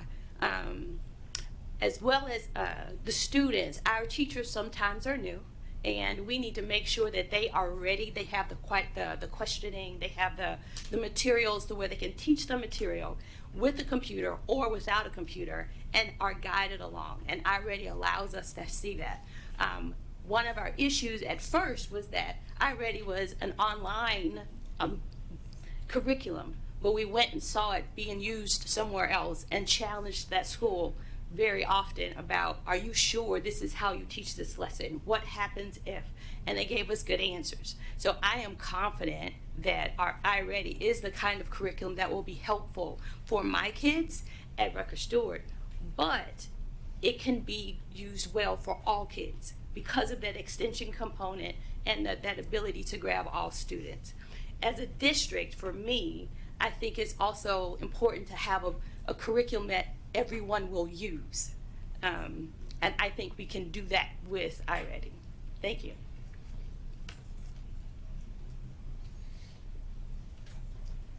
I'm Electa Johns. I'm an 8th grade math teacher at Portland West. So as I was sitting through poring over curriculum after curriculum, literally going through every lesson, I already did stand out, and like Ms. Cox stated, I was concerned because it's online. We went to Trousdale County, and it quickly became a number one for me because they are one-to-one, but they did not have to have the computers to be successful with their lessons. Those kids were in the curriculum, in their books, doing the math. So Curriculum and Associates, their curriculum provides teachers with the tools necessary for student success in a middle school classroom. The curriculum provides videos for the teachers and the students and background information in the text so that teachers can feel confident about their planning and the instruction that they're giving to their kids. Lessons are highly engaging and they meet the rigor and the demand of the standards.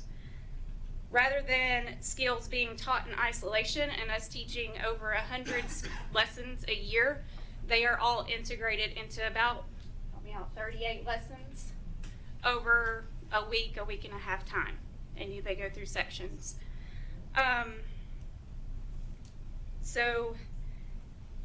Because they do this, iReady structures its lessons so students see connections in their learning from standard to standard and objective rather than in isolation, and that way they're more successful in their learning.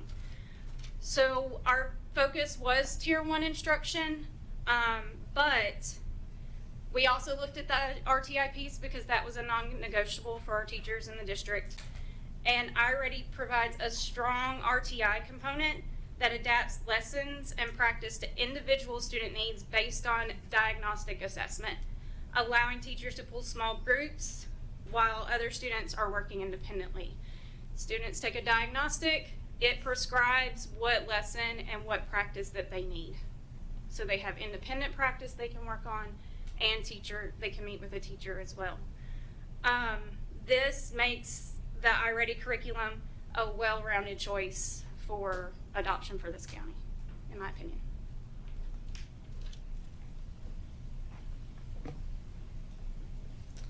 All right, and I'll be reading just a couple of the high school responses when they cast their ballot. They put their rationale.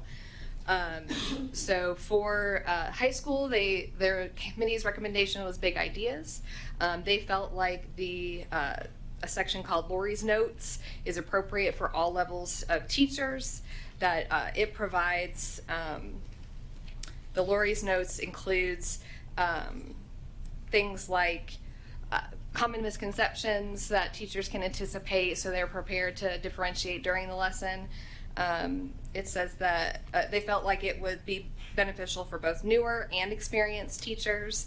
Like we said, the committee felt like it was important that teacher usability was there. We have the current adoption in secondary is not very well used right now, and so the quality of materials that are being put in front of students is just not where we need it to be. And so it was very important to them that teachers are able to use it because that's when students are going to benefit from it. The student practice included things like activities that were engaging and ready for immediate use. There is a connection with National Geographic, so there's some videos that can be introduced to students as why we have to learn this. They also have an adaptive skills practice that can adjust based on students, so that hit those non-negotiables of differentiation and scaffolding. So that was the high school choice.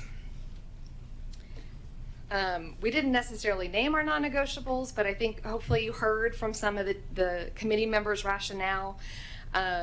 Obviously, we're looking for an alignment to standards, not just that it's covered, but that it is presented the way that the state intends us to teach those rigorous standards, that we have supports for teachers to use to be able to make sure all students can meet that on-grade level expectation, no matter where they're coming from, that we can get them to that expectation.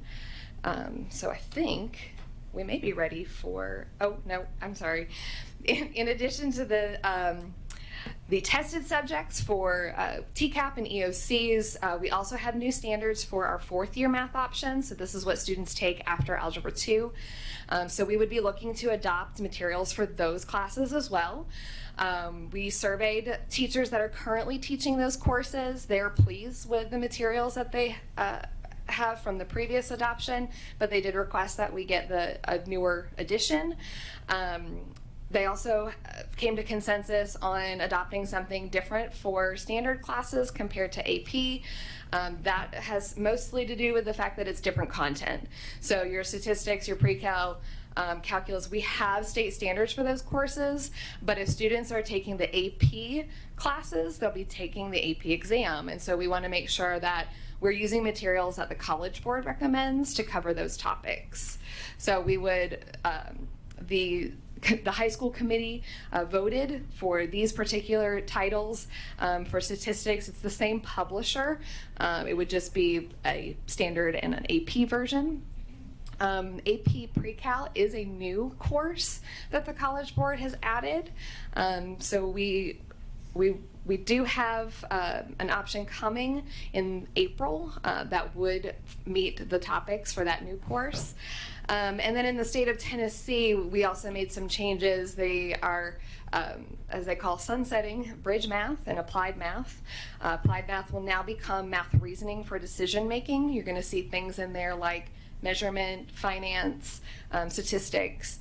And so we're going to, if the goal is to make sure teachers have what they need to be able to meet students' needs, we'd like to purchase something for that as well. Now, the Thinking Mathematically book is not on the state approved list, but that's because there were no options on the state approved list for this new course, which means it does fall to LEA decision. Okay, now I think we're ready for questions. All right, Mr. Daniels. Yeah, I've just got a quick question. Number one, like, I'm not a math person, so the Thinking Mathematically book, I'm like, that sounds interesting from a business perspective. Good. Like I'll be all over that. This pre-cal and statistics, I could do without. My question, you kind of talked about it on the AP side, but particularly in the middle school level and as you get into the high school level, outside of AP, you've got your honors level classes, and then you've got levels below that as well. Does the curriculum we're purchasing cover both of those levels of learning for students in those class levels? Yes, that was some of the rationale that actually the committee members named. They said this is a good, they wanted to find something that was a good baseline for all students and had the ability to enhance. We're also given resources by the state. We rely very heavily on the instructional focus documents, and those outline the performance levels required for T and Ready testing. And so a 3 would be meeting expectations and a 4 would be exceeding. And so teachers can use those, and what they did, look at those in conjunction with the curriculum to see, okay, are we going to be able to, those level 3 and 4 is for each standard. So they said, okay, here's a lesson, and can I teach to this level, and can I teach the standard to this level? So that was part of their process. Yeah, I think, Mr. Daniels, too, I think one of the really interesting things about iReady and the middle school choice, for instance, I think in high school you get more of a natural break on honors and standard classes. And I think that, like Ms. Miller mentioned this last time she spoke, like 40% of the high school standards are changing, and the rigor level there is going to be high school is going to require a lot more support because of those changes. But what's really interesting about iReady is it's based on, you're able to utilize a diagnostic tool to see exactly what kids learn. So for instance, like in an advanced class, you'll now be able to go a lot deeper because the teacher will be able to pinpoint, okay, well, there's no sense in us spending 2 weeks on, this aspect of fractions because the kids already know it. I can see that they know it, so we can push deeper into that skill set. And I think the flexibility that iReady gives is really helpful in middle school for that reason. Thank you. Well, one of the other questions is the Thinking Mathematically book is, as I know was on the previous slide. I think one of the things that I hear a lot, and as an adult we look back and we're like, we had to go through school and we had to take all these math classes, and I've never used algebra, and if I did, I used an Excel spreadsheet to help me figure out what the answer is, or I Google the answer, right? But and we always, well, I wish we teach them finance and how to balance checkbook and all these other things. Is that kind of what that book is designed to do? Is that fourth year math it helps, it teaches math in a practical, more of a practical use method, so that students understand here's how you actually use it in real life versus, if you're not going to be a biochemical engineer, you probably don't need to go down this trail. Yes, and the state has given guidance around obviously if you have students that are wanting to go into STEM related fields, the pre-cal calculus path would be a good option for them. Students who want to go to college for anything, they're part of the change in the standards was due to the certain schools moving from requiring college algebra for certain majors to college statistics, and making sure that we're doing our part to make sure they're prepared for that. And then yes, the thinking mathematically would be for some of, I guess, what you would consider more real world application. Go ahead. Go ahead. I'm sorry. Go ahead. I was just going to say, after you mentioned the books that we're going with or share, Dr. Phillips, could you mention just the budgeting process? Because I know on the slides it says that when we vote to approve this, then the board's saying this is what we want, and then we're going to go out and purchase these books. So can you talk a little bit about the budgeting cycle for this, and I guess other books that we've approved as well? I'm relieved you asked me that, not a math question. I wouldn't know the answer to my question. Typically, in the past, what has happened when we've had an adoption is that is a specific line item in the budget that we would talk about. For those of you that haven't been through the budget, we lay out all the changes in revenue and expenditures, and that includes personnel, not names, but personnel positions and those types of things, and you've probably seen that online. It's presentations, methodical. We do it pretty much the same way every year, so people kind of know what it looks like. So specifically, we would have a line item in there for math textbook adoption, and it would show you the cost of that. And then when we approve that in the budget, these are the items that we're approving. So that's typically how it's always worked since I've been here. And what I understand about that specific wording was so that since this is a 6-year cycle, that each year when we go to purchase, some of those will be consumable workbooks that we're not having to come back for board approval each time. Yep. So once we adopt in the cycle and expend those costs, overwhelming majority of them in the first year, then as Ms. Miller mentioned, we would in subsequent years, 2, 3, 4, 5, 6, purchase replacement textbooks, or which is in a normal cycle for us. We have a line item for that every year, and consumables. So we wouldn't come back and say, hey, we're buying consumables. We would just buy that as a function of having school, but we would do that for replacement books for everything. Thank you, Mr. Daniels. Mr. Lancaster. First of all, for everybody on that committee, God bless you. Because when they announced, hey, y'all come and look at this, I was like, oh, I'm going to go up there. There's going to be 2 or 3 books on each table. I can flip through them. And they're like, no, it's in the gym. I was like, okay. It's a full gym of books. So I didn't know what to do. I mean, I started picking up books and looking through it, and then luckily I delegated. I've got, I got 2 new parents to our school this year. One's a former teacher, one's a former curriculum coordinator. Both moved here. I was like, hey, this is a good job for y'all. And the 2, they came back and said, we use Eureka, and it was great, and I recommend that. And the other one said, I used iReady, and it was great, and I recommend that. So when y'all said Eureka and iReady, I'm like, boom, that's good. Second part, I do remember one of the curriculum for elementary was like strictly STEAM related, but for the Eureka, are there built-in STEAM related activities in the curriculum, or do you, I know that's maybe a weird question. I just got STEAM on the mind because we got a STEAM committee meeting tomorrow. So I'm not sure on Eureka if there's actual built-in STEAM activities for the elementary level. For iReady, there were STEM applications. I just remember there was one curriculum and it was, Yeah. and it STEM literally said scopes. STEAM. STEM scopes was Yeah. yes, So- but it didn't meet what the committee felt. No, I'm not, Yeah. I'm not No. pushing for that one. I just didn't know if this one had, for our STEAM schools. if it- We can look into that and see on Eureka. We can find out about that. Yeah. And I yes, think sir.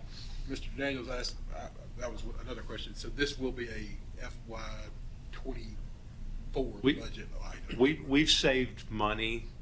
The state switched, we had this from like the 1950s, this purchasing cycle for textbooks, and they had math and ELA in back-to-back years. Well, your two biggest expenditures on textbooks is always math and ELA. So they broke that because they were changing the standards and they spread it out. So for the last 2 years, we've purchased like replacement texts. Like you heard, I think Ms. Miller mentioned that, the high school texts, like we had access to them, but they weren't widely used because that was an 8-year-old textbook. And it wasn't really, curriculum has come a long way in 8 years. So anyway, all that to say that we budget, Dr. Phillips, the board has been very good to budget money each year for textbooks. So part of our goal is with the residual money that we have left over for this year that was budgeted, our goal is to be able to get as much of the curriculum as possible whenever we're comfortable and, board votes and approves, we'll be able to roll forward with the majority of the purchase so that we can get, because,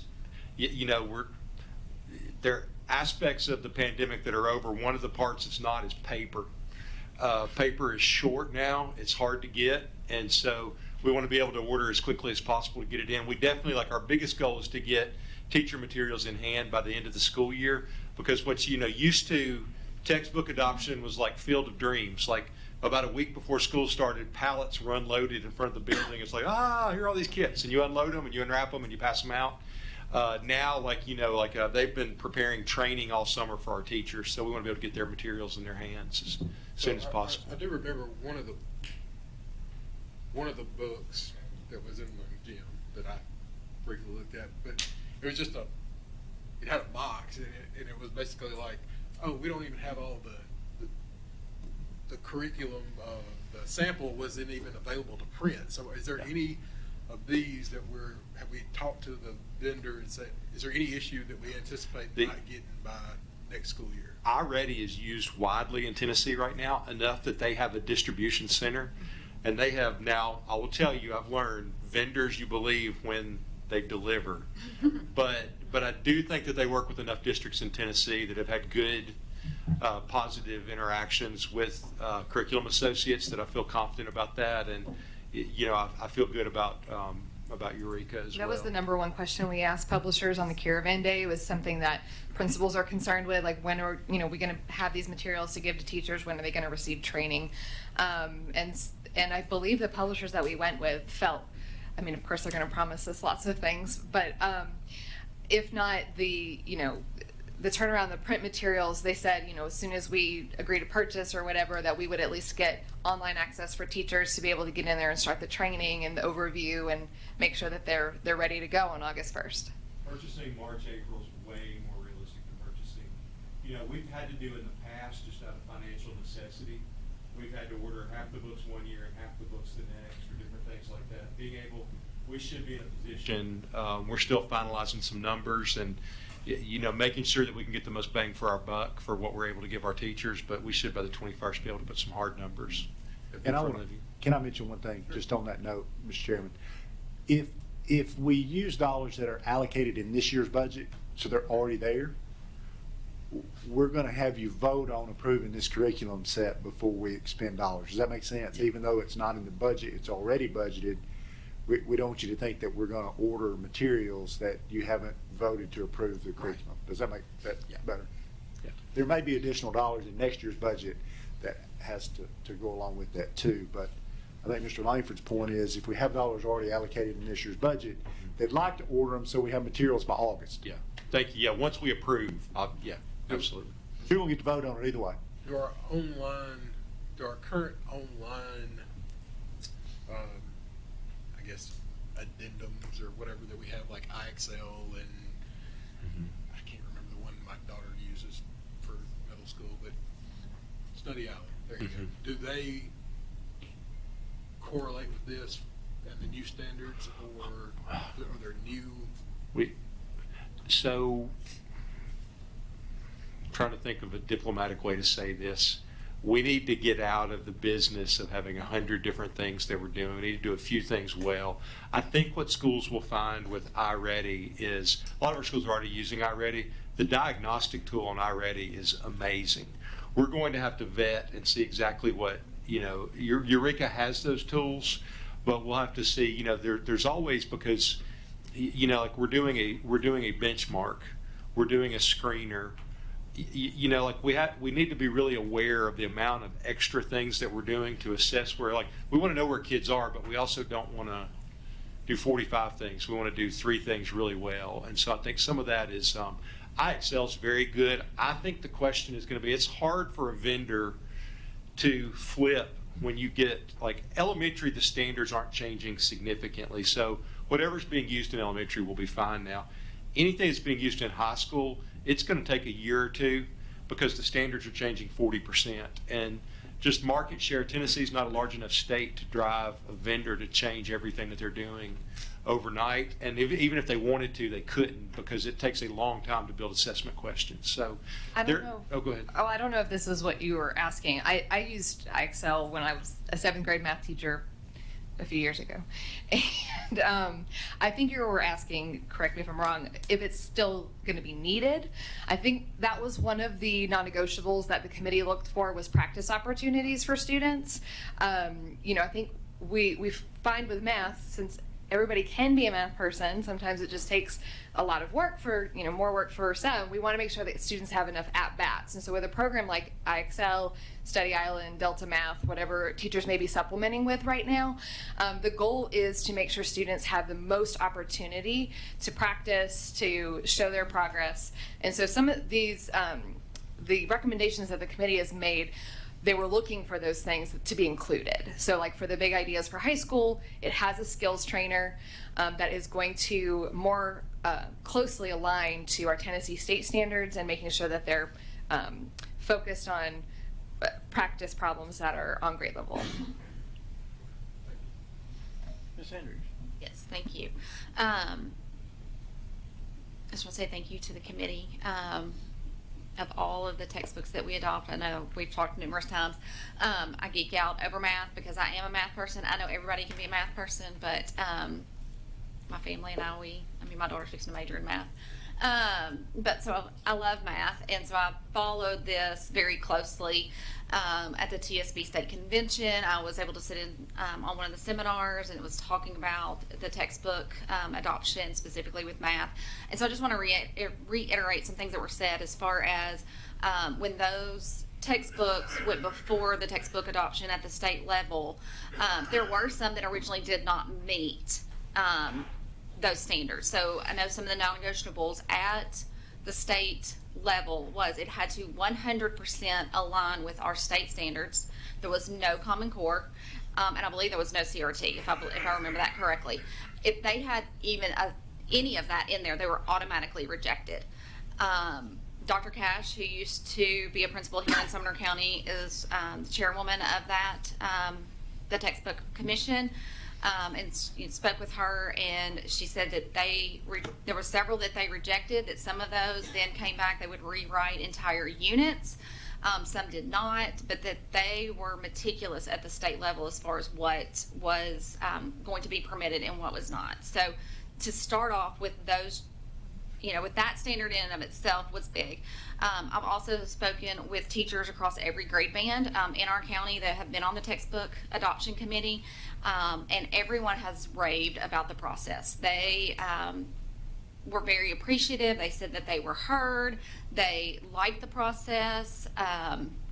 They said, yes, their feedback was taken, and the conversation I have had, even after the fact they couldn't disclose what was selected, but they were like, yes, we are happy with what has been selected. I do have some questions.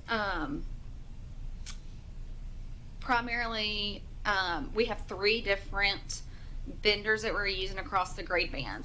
How do we feel like that is going to go from when you go from 5th grade, where you have been in Eureka for so long, and then you're going to swap to middle school to iReady, and then you're going to swap in high school.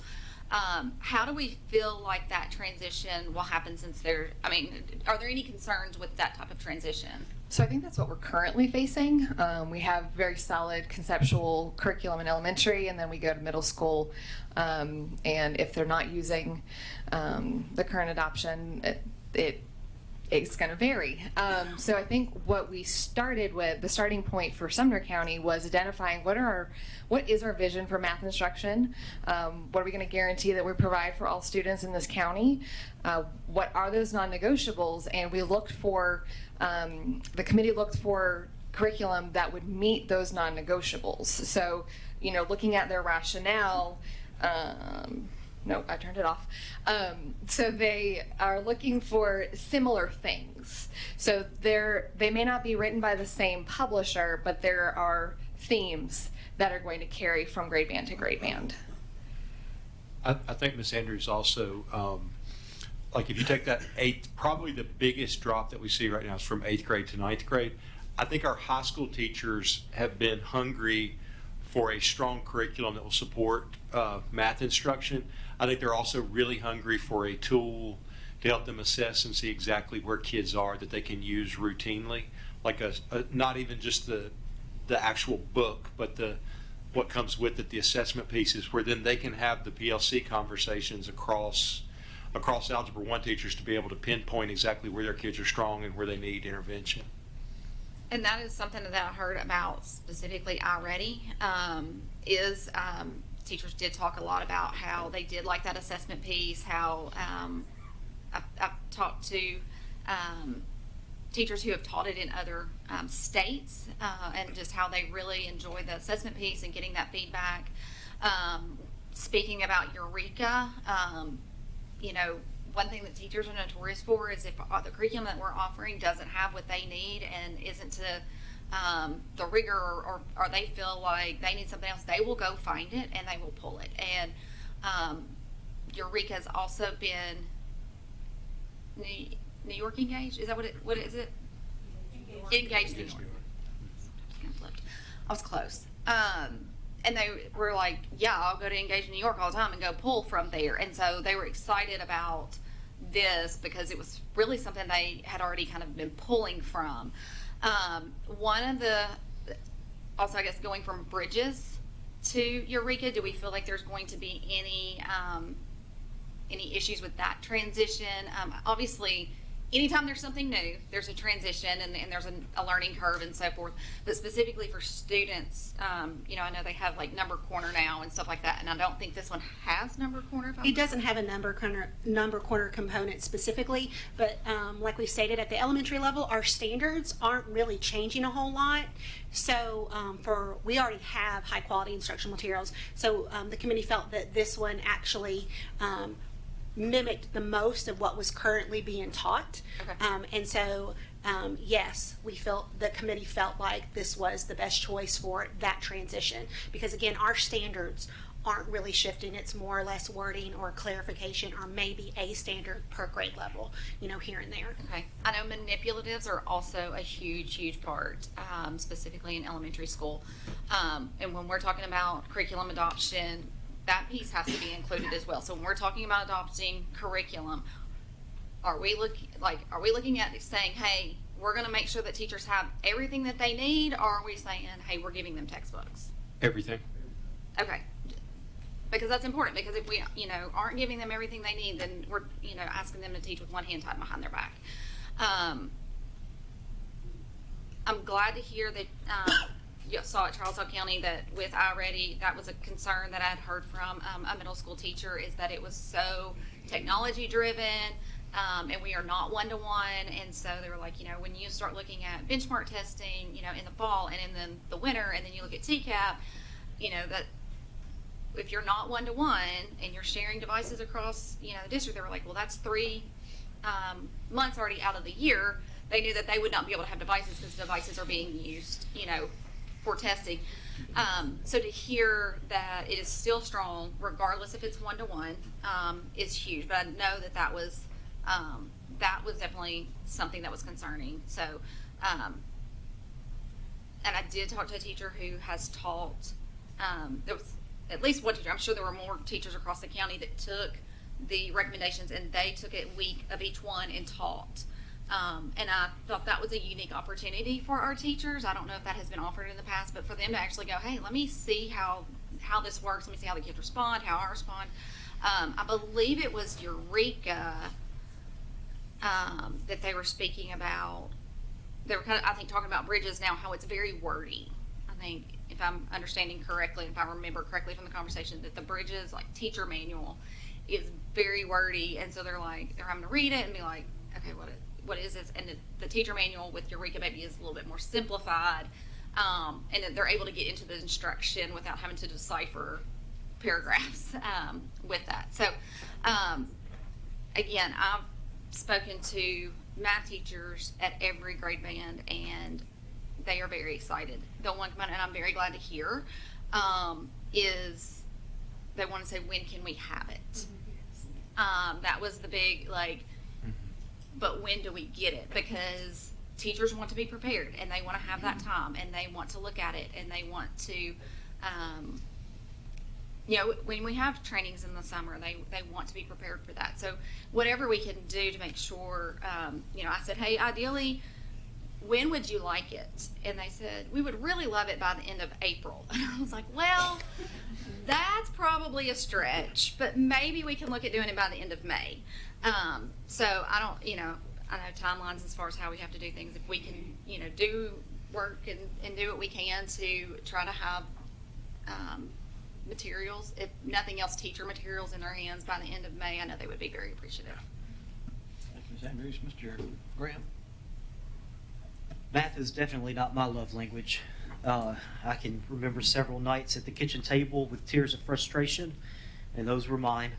And I can also remember saying, that's not how we learned it. So with these three programs, is it like the textbooks, is it pretty easy to follow directions for parents to be able to reinforce what was learned in the classroom, or the videos, are they pretty easy to follow for parents to reinforce what was learned in the classroom? For iReady, they actually, is at the start of each lesson, each unit has a parent letter, each lesson has a parent letter with an example of here's what your child is learning about, here's some concepts and some vocabulary, and I think there's a component in the elementary one as well. And at the elementary level, we actually have an apply book that goes with the student that actually has it broke down as well, that gives step-by-steps so they can see the mathematics behind it. Thank you, guys. Mr. Grant, Mr. King? Yeah, thank you. I have a question about Amplify, which is the other middle school curriculum that we were looking at. I've heard great things about it. Was there a demonstration of that for the committee for Amplify? I know you all went and looked at iReady in Trousdale. So there wasn't a district nearby, or I'm not even sure who is using that currently, that we were able to see. So after the caravan day, since, like I said, the committee, we said, what else do you need to know? And they wanted to see it in action. Some of those follow-up Zooms, we requested that the company kind of do a model lesson for us. That was kind of the only option we had for that. So was there a follow-up? Was there a Zoom for Amplify? Yes. Were the committee members present at that? They were all invited to that, yes. Okay. Did they attend? There were members that attended. Okay. It wasn't 100% attendance. I would say it was probably less than 40 to 50% attendance. Okay. All right. They also had access to the recording, though, so I don't know necessarily how many people went back to watch it after the fact. Maybe they couldn't attend. They were there, and she was there. She watched the recording. Okay. I've just heard some things. So I've talked to some veteran teachers. They're very concerned about iReady. Several things they're concerned about is they believe it's a great Tier 2, Tier 3 curriculum, great for interventions. However, they believe it's missing a Tier 1 level rigor. And the ones that I spoke to, they basically have said, well, we're going to have to create lessons from the ground up in order to meet the rigor that we need. And so that's a concern. And you know, if that level of rigor is missing from iReady, and basically in the name of, you know, a small percentage of our students, I guess, would need interventions. And I've heard great things about the interventions of iReady. One thing I'm interested in finding out is, does it cater to those students that are advanced? You know, are they gonna be allowed to push ahead from where they're at? You know, there's a trend in the country now to bring those students down, and I want to make sure that we're not doing that with any of our curriculums. The other thing with iReady that's a concern to me, and from talking to teachers, is that and just from the presentation tonight, is that the lessons are all laid out in a way that's very scripted, and so that, and you know, so that a new teacher could benefit from that. But in terms of professional development, if a teacher is just getting a math curriculum where everything's done for them, where everything's laid out for them, versus getting mentoring from other teachers who are veteran teachers, and I'm just wondering if that's going to hurt their professional development, where they're not designing lessons, they're not internalizing those lessons, they're relying on the technology, they're relying on the script to facilitate the lessons. So that was another concern. But really, and some great things I heard about Amplify was that you know, it's less traditional, right? So whereas, you know, I mean, whereas traditional, you know, you get here's the skill, here's the lesson, and then here's 30 or 40 problems, go do the problems. Whereas Amplify has maybe more of a limited lesson with maybe 10 problems, but they're very in-depth, very creative, very thought-provoking. And I've heard from several teachers that have tried some of these lessons, and they've said that they've gotten just amazing conversations, amazing discussion from the students and how they were receiving that instruction. So when we're talking about, you know, iReady and Amplify, how close was Amplify to making it into the top? It was the committee's number 2 choice. Right. When it came down to it, they thought both of the choices did have strong Tier 1 instruction. Yes, iReady has the intervention components, but there's also that opportunity, like you said, for the enrichment. So they're simultaneously in the Tier 1, making sure that students are accessing the on-grade level state standards, but then they're the online component, they call MyPath, I believe. Okay, and that's the part that's kind of connected to the diagnostic. So it will, you know, when I have been in a school that's used it before for their intervention and enrichment time, it will adjust as the kid. So we would tell the kids, if you're getting something hard, it's because you're doing really good. And so there are opportunities for students or teachers to address needs for intervention, but also that enrichment piece. And I want to make sure I answered everything that you were Well, I think, let me jump in for a second. addressing. I think, Mr. King, I think like the bottom line is they're both great curriculum. I mean, Amplify is a wonderful curriculum. So I think that, you know, iReady began with a diagnostic assessment, moved into intervention, and then created a Tier 1 curriculum. So they worked backwards from the way a traditional textbook company works. And so I think like in their mindset, they still feature the first thing you meet, because a lot of schools have used their intervention materials. That's what everybody thinks about with them.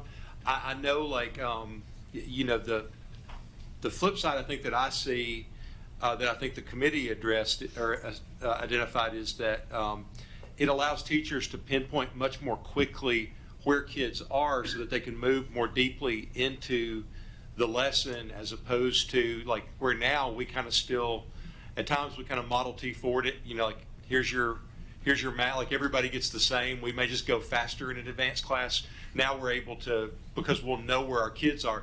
It's a big mindset shift, because we're almost talking about individualizing instruction for each kid in a classroom, which is, you know, it's exciting, at the same time it's a challenge. And I think like the idea of a scripted curriculum, obviously they do have, like all of them will have a type of script. I think the thing is like, to me, that's something that's used more first time through the curriculum. A new teacher a teacher that's learning the conceptual aspects of math. Obviously, if you've got a rock star level 5 math teacher, they're going to have the freedom to add or supplement. But what we want is we want a common language, a common data source, common thing, because that allows those mentoring conversations to take place. I can tell you, like as a high school principal where we had no curriculum, if I walked down the hall and went to 5 Algebra 1 classes, they would be in 5 different places depending on the teacher. What this does is it kind of levels the playing field. Your exceptional teachers are going to always go way above the baseline, but it gives us a baseline that's rigorous for all students, so that we see that growth with all students. But I mean, I'll be honest, like Amplify or iReady, I would be pleased. I mean, compared to where we've been in previous adoptions, where you had like, here's the bar and you've got one here, one here, one here, and one here, to have 2 that are really far above that bar, I'd be good either way. And then I have one other concern. So I did go and I'm looking at iReady and looking at their website and looking at the materials from the links that we got. And they have a section here, a brochure on integrating social emotional learning into mathematics curriculum. And then down here it says, educators know that math education isn't just about math. So, for example, how does iReady integrate social emotional learning into the lessons? Can you give me a specific example of that? So the links that you have access to are the public access links that they have for national review. That is not present in the Tennessee samples that we received. Okay, thank you. Thank you, Mr. King. Mr. Daniels? Yeah, I just wanted to say, you know, one of the things that I've always appreciated with our, especially over the last 4 or 5 years, is I've seen a lot of our teachers have the ability to use their creativity to teach their subject. Even when there's scripts, when there's certain books they have to teach or certain subjects they're covering. And I know, for example, Ms. Heston's sitting over there and you know, she's favorite teacher from Union for my kids. And, you know, when I look at Union and the way that they would teach lessons, and especially when, you know, they still do it now, but when she was there, they'd get together as a group, and they would, you know, they would have weeks where they would decorate their rooms in certain ways and make sure that the students were engaged in learning those subjects. So I think just because there's a script doesn't mean that all they're doing there is the, you know, the I guess the Charlie Brown, you know, kind of, you know, image we have of teachers. It's direction to help them understand how to teach the lesson, and then those really gifted teachers are the ones that can take that next step to really start applying it in other ways to help the students really start retaining that knowledge. And I think in our county, and I think our principals would probably agree that, you know, especially over the last, you know, since I started on the board over the last 4, 5, 6 years, the ability for teachers to be able to do that has greatly increased in our schools in every subject. And I think, Mr. Dan, just to piggyback off that, Ms. Heston won't say this because she's humble, but that team spent every Sunday afternoon for years preparing those materials and hours after school each day. What we would like to do, we want our teachers to be free, to be creative, but we're giving them those baseline materials so that they're not out trying to grab everything they can to put their lessons together. What our hope is that we free them up then to be able to go beyond and excel, because they've got they know they've got the baseline covered. And if I could clarify, I don't believe any of the choices that the committee recommended has a literal script. I have been a math coach when I worked at Brick Church Middle School, where the curriculum was teacher will say, students will say. So that's not what the committee is recommending. There are structures in place, and the committee acknowledged in their rationale that those things are beneficial for new teachers as well as veteran teachers, in planning and preparing and, you know, making their own out of that lesson. I know I always, our probability and statistics unit in 7th grade always fell around March Madness. So that was a great example for me. I was in teaching in a district with the Carnegie that we currently have for middle school, and I taught it, and, you know, to explain theoretical versus experimental probability, I mean, you're talking about busted brackets, like, and as a level 5 teacher, I had the flexibility to be able to layer that in. Mr. King. Yeah, well, I'm not completely downing a script. I'm just saying, I like the idea of personal learning committees, PLCs, and when I was a teacher, I was an elementary music teacher. There wasn't another elementary music teacher in the building for me to go and consult. So I would run early on, first year teacher. I'd take a book and I'm going to run this lesson. Say this, then do this, and every time I completely bombed. It did not go well. But if I took that lesson and I internalized it and I supplemented to add rigor and I made it my own, it was very successful. And so whatever curriculum we go with, not every curriculum is the end all be all. Right. There's going to be some good lessons. There's going to be some that are not so good. Mm-hmm. I just want to make sure that we're getting a good level of rigor. We want to challenge our students on multiple levels, not just those that need interventions, but those that are advanced. Right? These are we want advanced math students. They're gonna. I just got off a plane last night, and I'd like to think that plane was built by someone who was an advanced math student. And so I just want to make sure that we're heading in that direction where the rigor is there, and then there's mentoring for young teachers to get that professional development, learn how to internalize those lessons, and just to get best practices. So anyway, thank you. I would say, I was a principal the last time we did a textbook adoption in math, and the quality of the curriculum across the board, it is just, if you went with the fourth choice, it would be significantly better than what we had 8 years ago. So that's really that's an exciting thing that we've got this kind of choice to do exactly that. I agree, Mr. King. Mr. Lacey. Yeah, I actually contacted some of my schools today. I noticed the elementary schools, they were happy with either or, but one specifically said they preferred Eureka. On the middle school, I actually spoke with somebody that was on y'all's committee, and she said she would be absolutely happy with either or, but she preferred the iReady. So like I said, thank you guys for the hard work that you've done. Thank you, Mr. Lacey. Is that all? Thank you all very much. Thank you for all the work you did. I will remind the board we have no voting tonight, so we can't vote to extend the meeting. So when it hits 9 o'clock, the meeting will adjourn. So next item on the agenda is dress code. I got Q&A in front of mine. But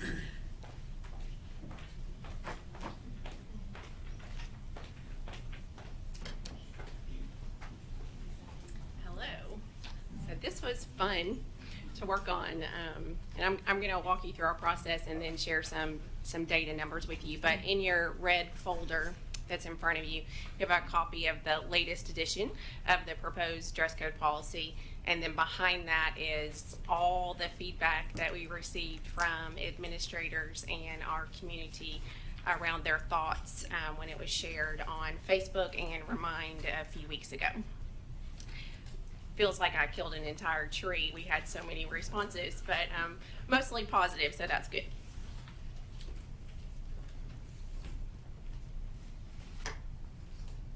Our clicker's not working.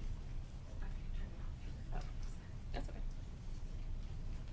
There we go.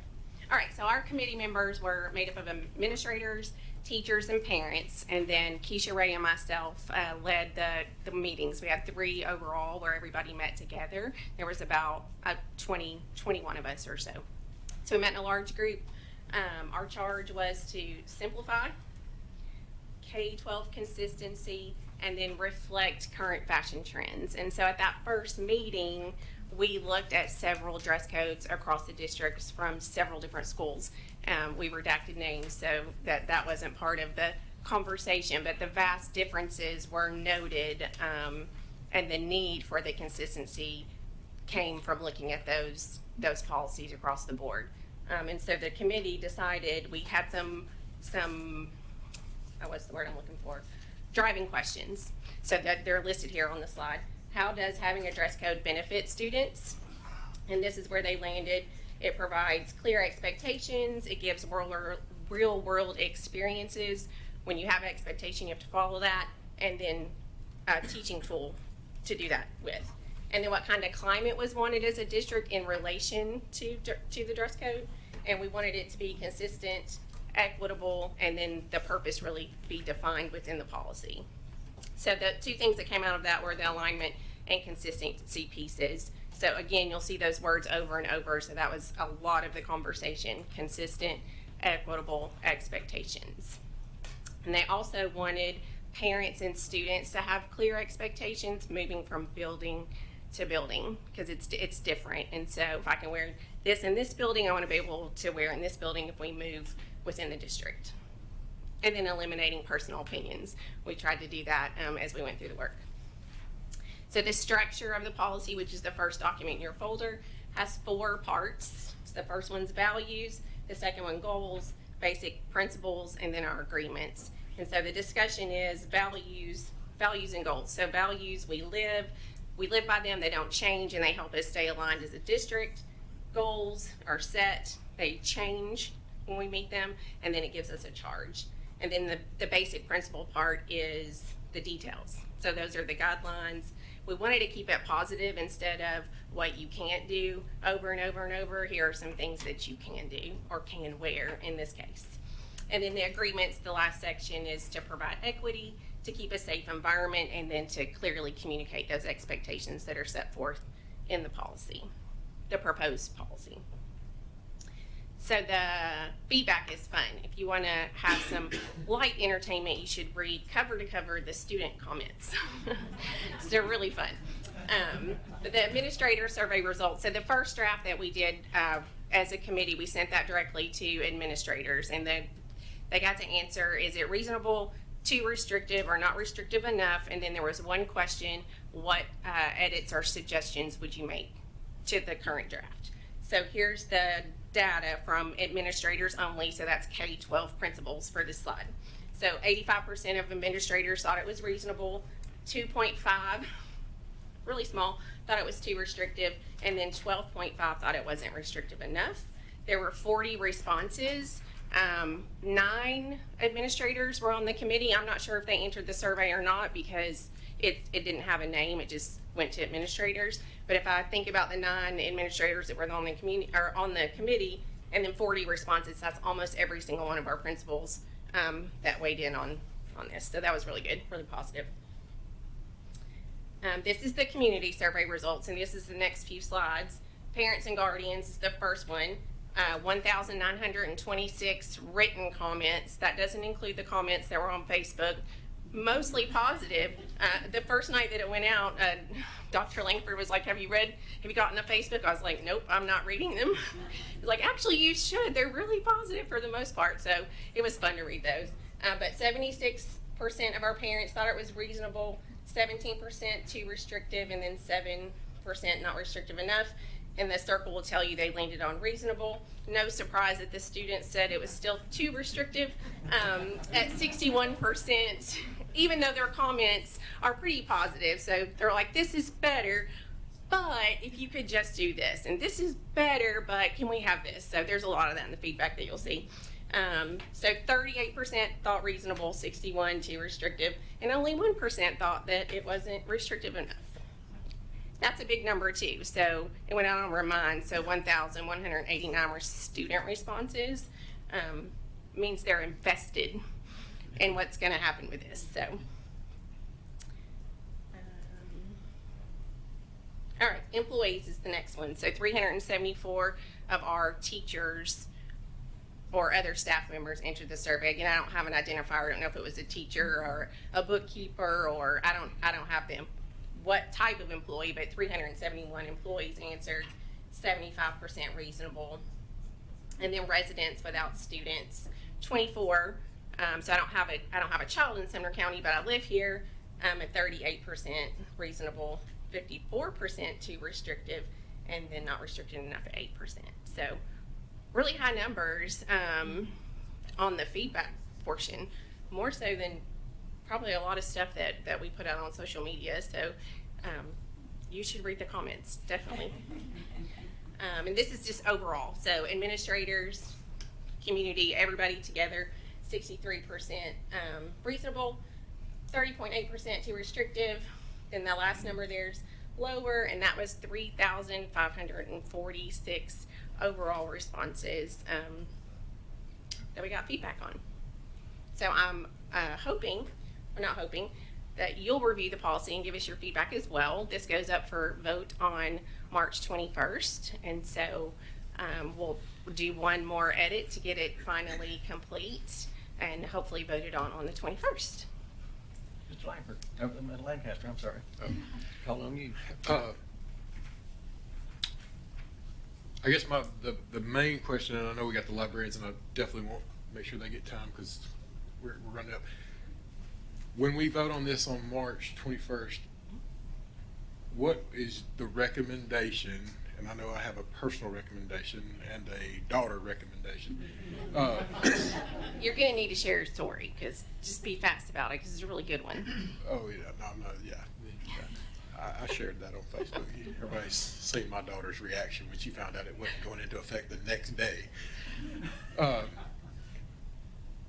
I do think that personally, I think it would be a good idea to have this go into effect for the rest of this year, because being a former teenager myself and about to be a parent of a teenager who's been one for several years, more or less, they're going to push whatever boundaries we set for them. So at least whatever, and I appreciate everybody that was on this committee, but when we have a new dress code, there's always going to be boundaries that are pushed and things we might not have thought about. We're thinking, oh, this is great, but that gives us a kind of a 2-month or a month and a half practice window before the end of the year. And that way we don't push a policy beginning in August and all of a sudden we realize, oh no, we screwed this up and we need to fix it. You know, we have time over the summer to maybe fix things that we didn't think about. I know, I guess that's not us to vote on it, but I didn't know if y'all had discussed like what the ideal, going into effect is. So I will give you my opinion, but this could be totally wrong. If you ask every principal, they may give you 50 different answers. Our intent was to have this process complete and voted on in March, so principals could put that into their handbooks, message parents the change with months of notice, because parents start buying school clothes and things once we get out of school in June and July.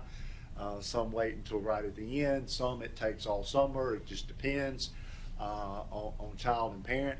But we wanted to give them plenty of time to do that. So we really weren't, from an administrative standpoint, or at least I wasn't, thinking that we were going to approve this in March and go effect the next day. I think that's a little tough on your principals. Give them a little time. I know the principals I've spoken with that have had some concerns about not necessarily these changes, any change, right? Want to have time to talk to the students ahead of time and say, hey, and I think that's more of an issue at high school than it is in elementary school. Middle school is probably a little mixed bag. So I would recommend that you vote this in, but even if your daughter or students, and I know that's out there, that they want it to go into effect the next day, right? I would be really cautious about that. I think your principals are going to want, administrators and teachers that are going to enforce this would like to have a little bit longer lead time, if that makes sense. I think that feels more fair to me. Yeah, good, okay. And I know the librarians are here, and I don't want to belabor the point. We can talk about that more, but our intent was always to give plenty of lead time for principals, teachers, administrators, and parents to get ready for August. And to do that, we wanted to try to have this backed up into March. Dr. Phillips, Mr. Daniels. Yeah, I was just going to say I kind of agree with where Dr. Phillips is going. With letting students know what's coming so that they can prepare for it. For example, they need to make sure that they buy their jeans now so they can put their holes mid-thigh. They've got to measure it to make sure they get it right before they get into school. But I did want to ask. I know one of the big pieces of feedback that we've always gotten around dress code has been along the lines of administrators trying to figure out who is or isn't following that dress code. It's too short. It's not too short. You know, you need to cover that up. You don't. You know, it's change your hair color, whatever it was, based on the different schools. But is the feedback we're getting not restrictive, too restrictive, but have the administrators come back and said, hey, we think that this is easier to enforce because the guidelines are a little bit more clear? I would say your elementary and middle school principals would land there, and probably half of your high school principals want a specific. Our goal is to have kids come to school dressed appropriately, and the goal of this policy is that you can do that without having to have closed police yes. at the door. Okay. All right. Thank you. You're welcome. I want to add to, with the feedback, the committee sifted through all those comments and looked for trends, and that's where we made the edits. So we're on edition 5 at this point. So we went through all of that, looked for trends and things that people wanted changed or cleared up or clarified. And so we've done that work already. But we want your feedback as well. So, Mr. Lacy. Like I said, I called all my principals today, and this was one of the things that I asked them, and I even spoke with one lead educator. They all were happy with the dress code policy, but one said that she said it was fine. She'd be happy with it the way it is. But she asked, did we think about sunglasses and face paint? I don't know, do kids wear sunglasses in class? they try to do all the things. But in the what you can't wear section, it says if there's an accessory that's impeding or covering your face, you have the administrative team can ask you to remove that. And face paint would be the same? I'm not sure where face paint would land. I have to think about that one. And let's see, and I also had one principal ask me, and y'all might can tell me if this is normal, but can the local principal kind of tweak it to what, I guess, kind of the community's values, or what's in this board policy is kind of the policy that we're here because some of them tweaked the last one. Okay. And we got it tweaked all the way to where we don't even have. Gotcha. There's no consistency. Gotcha. Well, overall, they were all happy with the policy, so. That's consistent. There's always, I'm pretty happy with this, but if you could just do this one thing, but the one thing is different from everyone, so. Mr. Lacy, Mr. King? Yeah, I just want to ask about so students may wear non-natural hair color. So neon pink, blue, purple, just they can do that. And I've had some teachers express to me that that's a distraction. So, but I guess we're okay with that. Is that? In my opinion, it's a personal distraction. Yeah. Okay. Well, that's one question I had. And the other concern I had a couple of teachers asked me about was the holes or tears must be below mid-thigh as a halfway point. Well, some people's body type, the midway point is a little higher than others, or so I don't know if that's something that's going to be stretched to the limit in terms of trying to get away with something. I'm sure that people will try to stretch it. Right. So I think our goal in communication is if a student walks by you and you're like, then you address it, right? If it's inappropriate, you address it. If it's 1 millimeter below the mid-thigh, do you see where I'm going with that? Mm-hmm. Like, yeah. Okay. Thanks. Mr. King? Anyone else? All right. Thank you very much.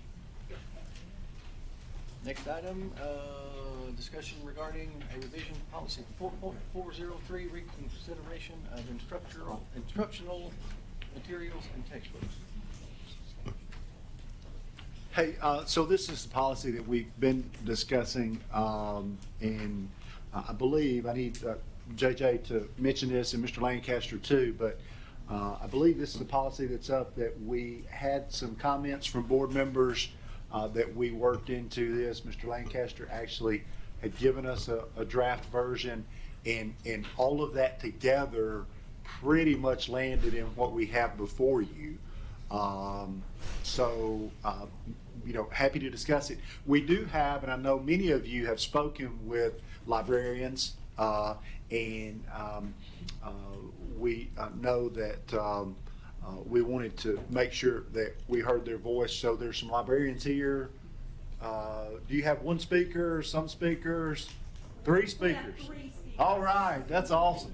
So if it's okay with the board, I know we want to hear from them and hear their voice because it really deals directly with them. And they've been, a lot of them have been a part of the conversations about the books and conversations around that since August. So I thought it'd be good if they came before we got this policy up for first vote, if they came and was able to express that. I know they've probably done that individually with some of you, but they wanted to do that, and I thought that was great. So, Mr. Chairman, if you would allow them to speak about the policy. Good. Okay. Thank you so much. My name is Kelly Smith. Mr. Gregory. Mr. Gregory hired me in. I told him I wouldn't say that, but this a long time ago, 1998, when we started Wiseman Elementary. So, woo! I work at Portland West Middle right now under Shelley Cooper, and I have been in this county for 25 years now. So I'll let my colleagues introduce. Good evening. I'm Doreen Brown. I'm at Station Camp High School for 21 years. I'm Marissa Wells. I am the librarian at Bethpage Elementary for 5 years. So I'm kind of the noisy one of the bunch, I guess. I don't know. I'll just tell you we're all about having fun, so we're going to make this quick because, you know, that's all the time we have right now. We're so excited to be here. Thank you. Thank you. I want to kind of express what our mission statement is as librarians, and I kind of encapsulated. We sent out a survey to all the Sumner County librarians in our schools because the 3 of us, it was really important that we represented everyone and not just what we did, right? I mean, I know what I do is like the best middle school, right? No, it's not. I mean, we work together so closely. Like Mr. King, you were talking about when you were a music teacher being the only person in the building. We are islands unto ourselves until we find that collaboration. Some high schools have 2 people, but not even all of those. And so our general mission is to serve our schools. And every school that looks very different. In elementary schools, I served 12 years as an elementary school librarian, and that looks like a fixed schedule every day, back-to-back classes, in addition to the management of the library. It takes me now at a middle school level months to create and curate a good order to spend our $7.50 student per year budget that we have. It takes a long time because we want to do our best, right? In addition to managing that, the library itself, some of the other jobs, and I took notes because I don't want to miss some of this that the librarians shared. Many of our librarians, like elementaries, are teaching classes. I teach classes at middle school, other middle school and high school librarians, so we all do that. We also sponsor clubs. We have librarians that coach sports and cheerleading. We have librarians like myself who are the tech people for their building. We also have librarians who are the webmasters. We have librarians who are testing coordinators in their buildings. We have librarians, me, who hold detentions in the library every single day. Every single day, and I actually love it. Don't tell Ms. Cooper. Okay, and there's so much more. And so we just want to share our heart to serve our schools. All of these things, it's not like our principals say you have to do these things. We want to do these things because we love our kids and we love our schools and we serve at their pleasure. So that's kind of where we're coming from, and each of us have a little piece to share, but I know we're limited on time. So that's the overview, and now my fun time is over, so I'm gonna let them talk. What we'd like to know is what your questions are. We understand that you don't have a full grasp always of what we do as librarians, how we select our materials, the procedures that we go through, which are very detailed and very similar across the board. It doesn't matter what grade level we are at. We all follow the same type of procedures. Why we have worded the policies that we have been working on as a group the way we have, the verbiage that we're using. Mr. Lancaster, your document was very good. We liked quite a bit of it, but I have a question for you if you don't mind. It looks like you're blending 2 policies together. the materials for reconsideration policy, as well as the selection of materials. Was that intentional? The main thing I wanted to avoid was the original draft that I think Mr. Presnell wrote. The feedback I got from librarians was there was a committee to select materials.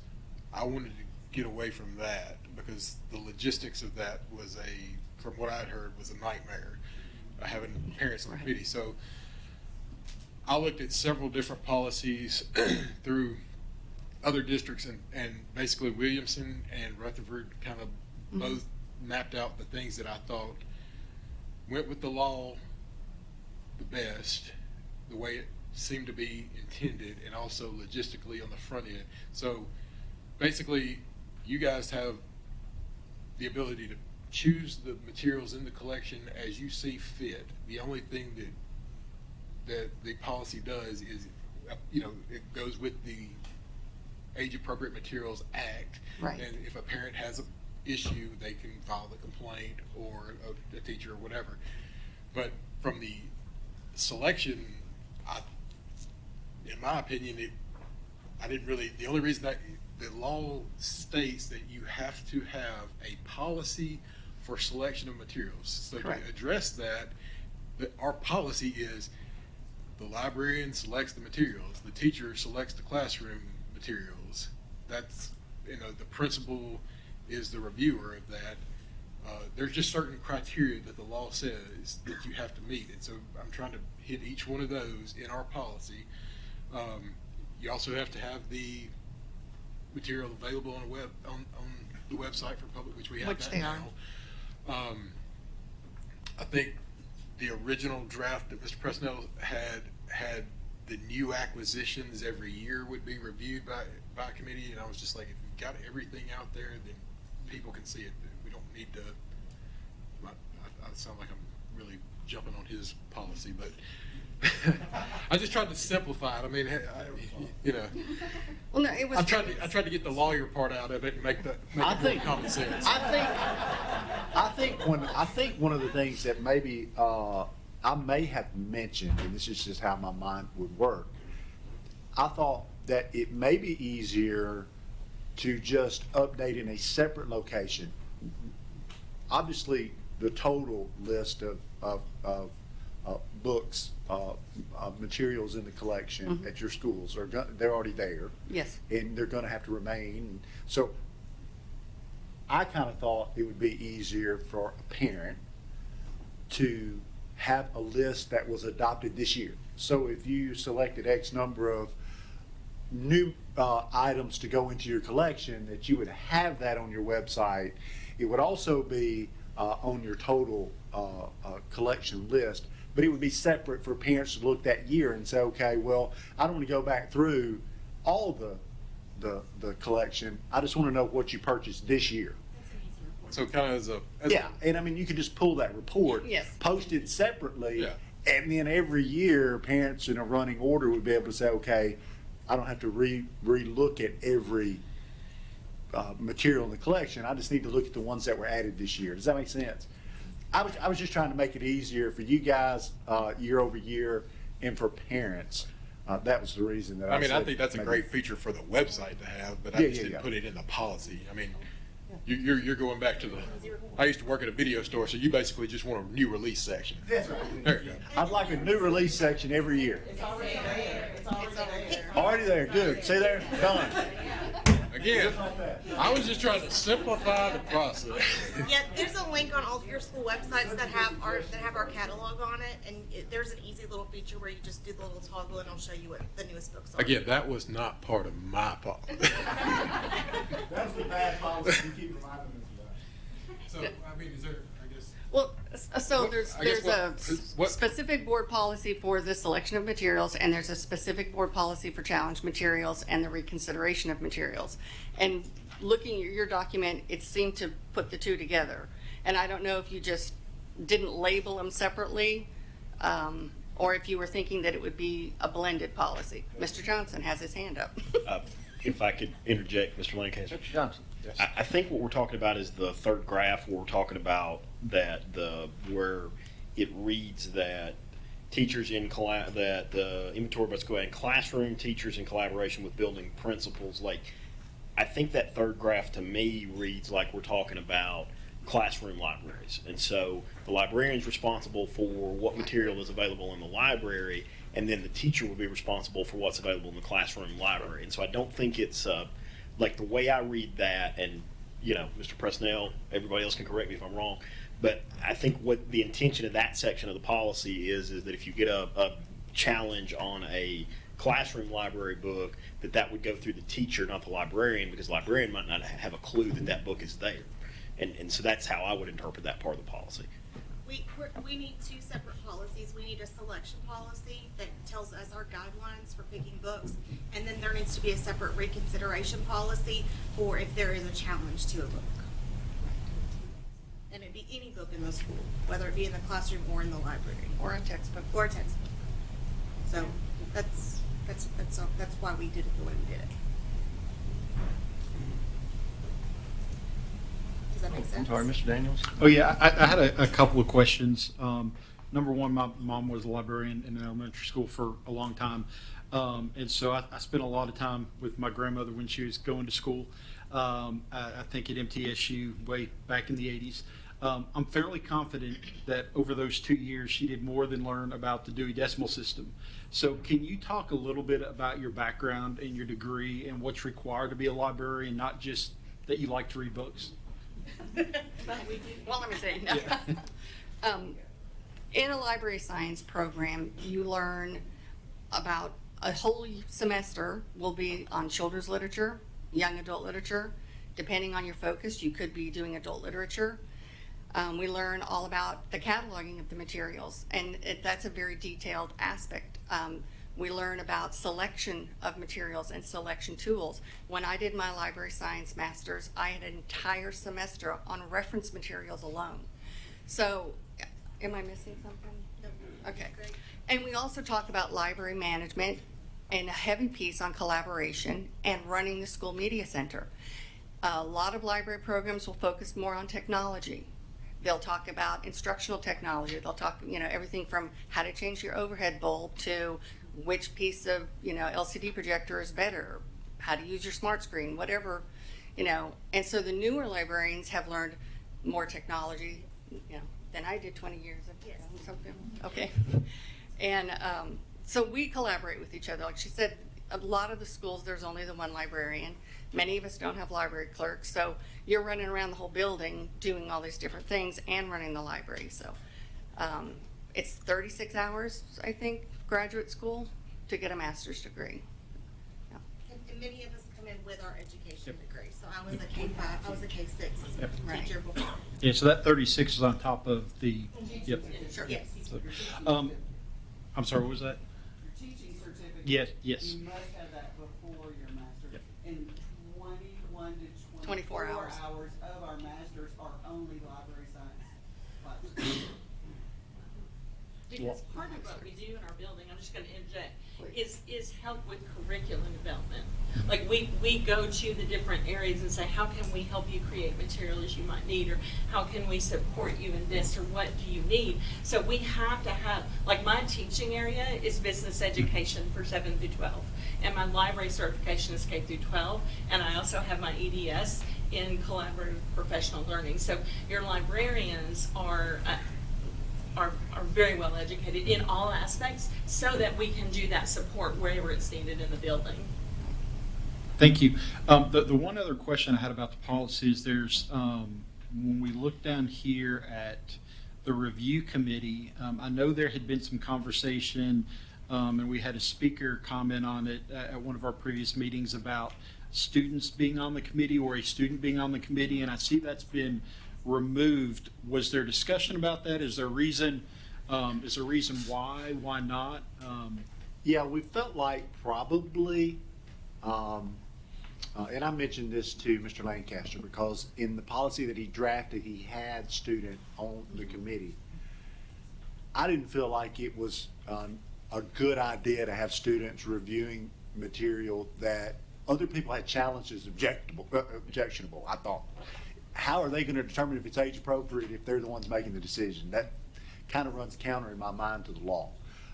So I felt like it was probably just didn't make sense to have a student in that situation because the law is really written to make sure adults manage that decision once a challenge has been made. Does that make sense? So why would you have a student on there to make a decision about something we thought was age inappropriate? Gotcha.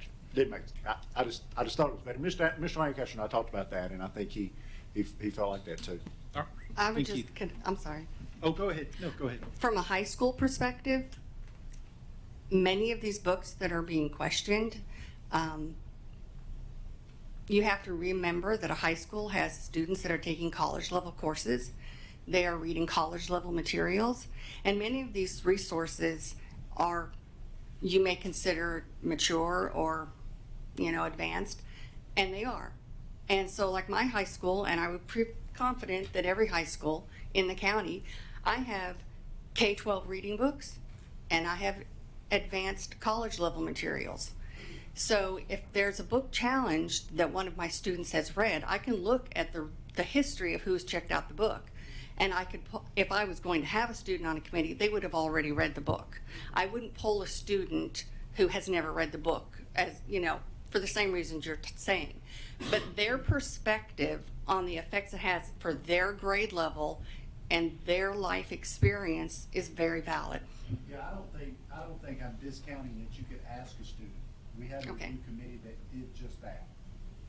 What I'm saying is that the law was written with the intent of an adult making a decision about a book. So I'm not saying you can't restrict the decision or the input of the student. I'm saying that I think in my mind the law was written toward more of the adults making the decision once the book was challenged. I could be mistaken, but I think that the textbook commission includes students in their review panel. I don't know. I'm not sure. I know the law didn't put it in there. I don't think, if I'm not mistaken. It does it, Todd? I think it says. I think it says parent. No, the law just instructs the board to create a policy for how to select materials, number one, and then number Right. two, how to evaluate challenges or feedback from a student or a parent. Ms. Andrews. Yeah, what I want to say thank you to all our librarians. Y'all have been a very engaged group. I appreciate the feedback, the constant dialogue. I'm not sure that anybody up here has a degree as a librarian, and so you don't know what you don't know. And there's a lot specifically with library I don't know. So I appreciate the information so that I can then help make informed decisions. And it just gives me a different perspective. There's lots of things I was like, feedback when it was talking about, the review committee and about, selecting materials and so forth. And they were like, that's my job. And I'm like, you're right.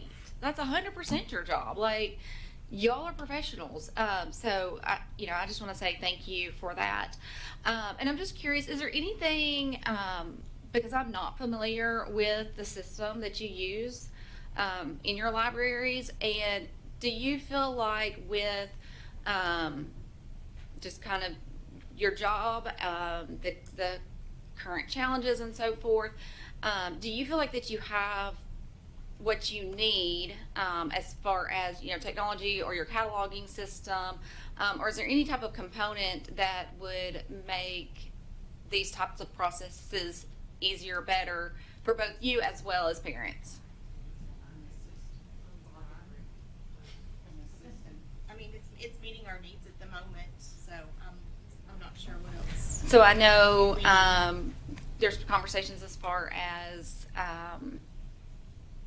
and we can already do that as far as parents opting students out of certain books and so forth. Does the system that we currently use, is it adequate as far as that goes to be able to ensure that the students, whose parents are saying, hey, I would prefer them, not to read these books, is it maybe user-friendly for both parents as well as library personnel? It's a conversation. If Okay. you'll just send us an email, come talk to us, make a phone call, we can put a note in that student's file that says, don't let them check Well, and that's out what I'm X, saying, Y, like, and Z. Yeah. is that,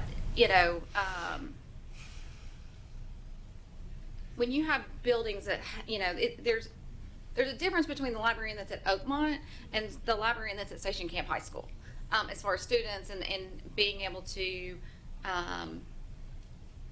So for parents to go in and mark that they Or don't to want say, yes, or, books, there's- that's not currently an application. okay, is there a way, like, if a parent contacts you, emails you and says, hey, I would prefer for my student to not read this level of book, I would prefer them not to do young, readers or graphic novels or so forth. Is it easy for you to go in and go, hey, they can't read any graphic novels, or do you have to go into every graphic novel and notate that they're not allowed to do that? There is a notes field on every student record, so if a parent contacted us, we can always put a note to ourselves at checkout.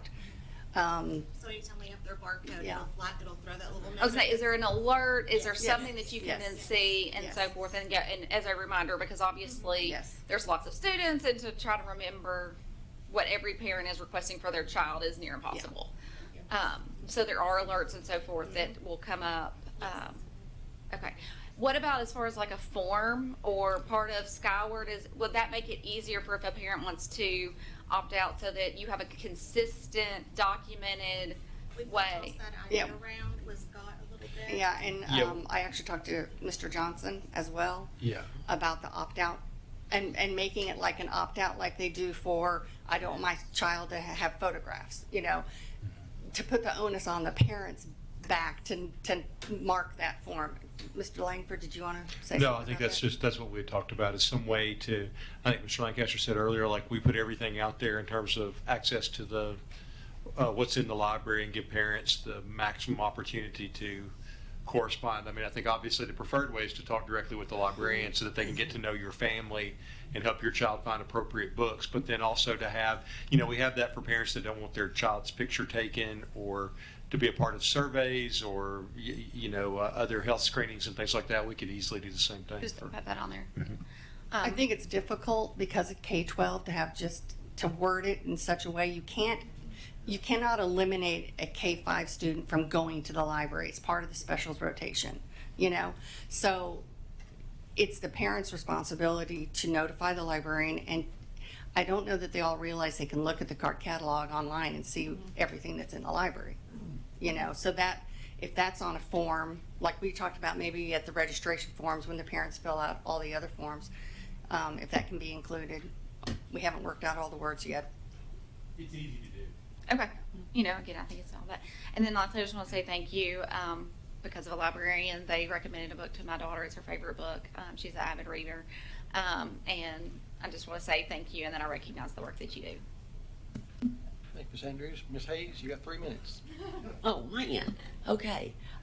Well, a couple of comments on the student involvement. Because the way our policy reads now, with a student being able to file the complaint, I'd like to see us really consider that a high school student have the option of being on the review committee.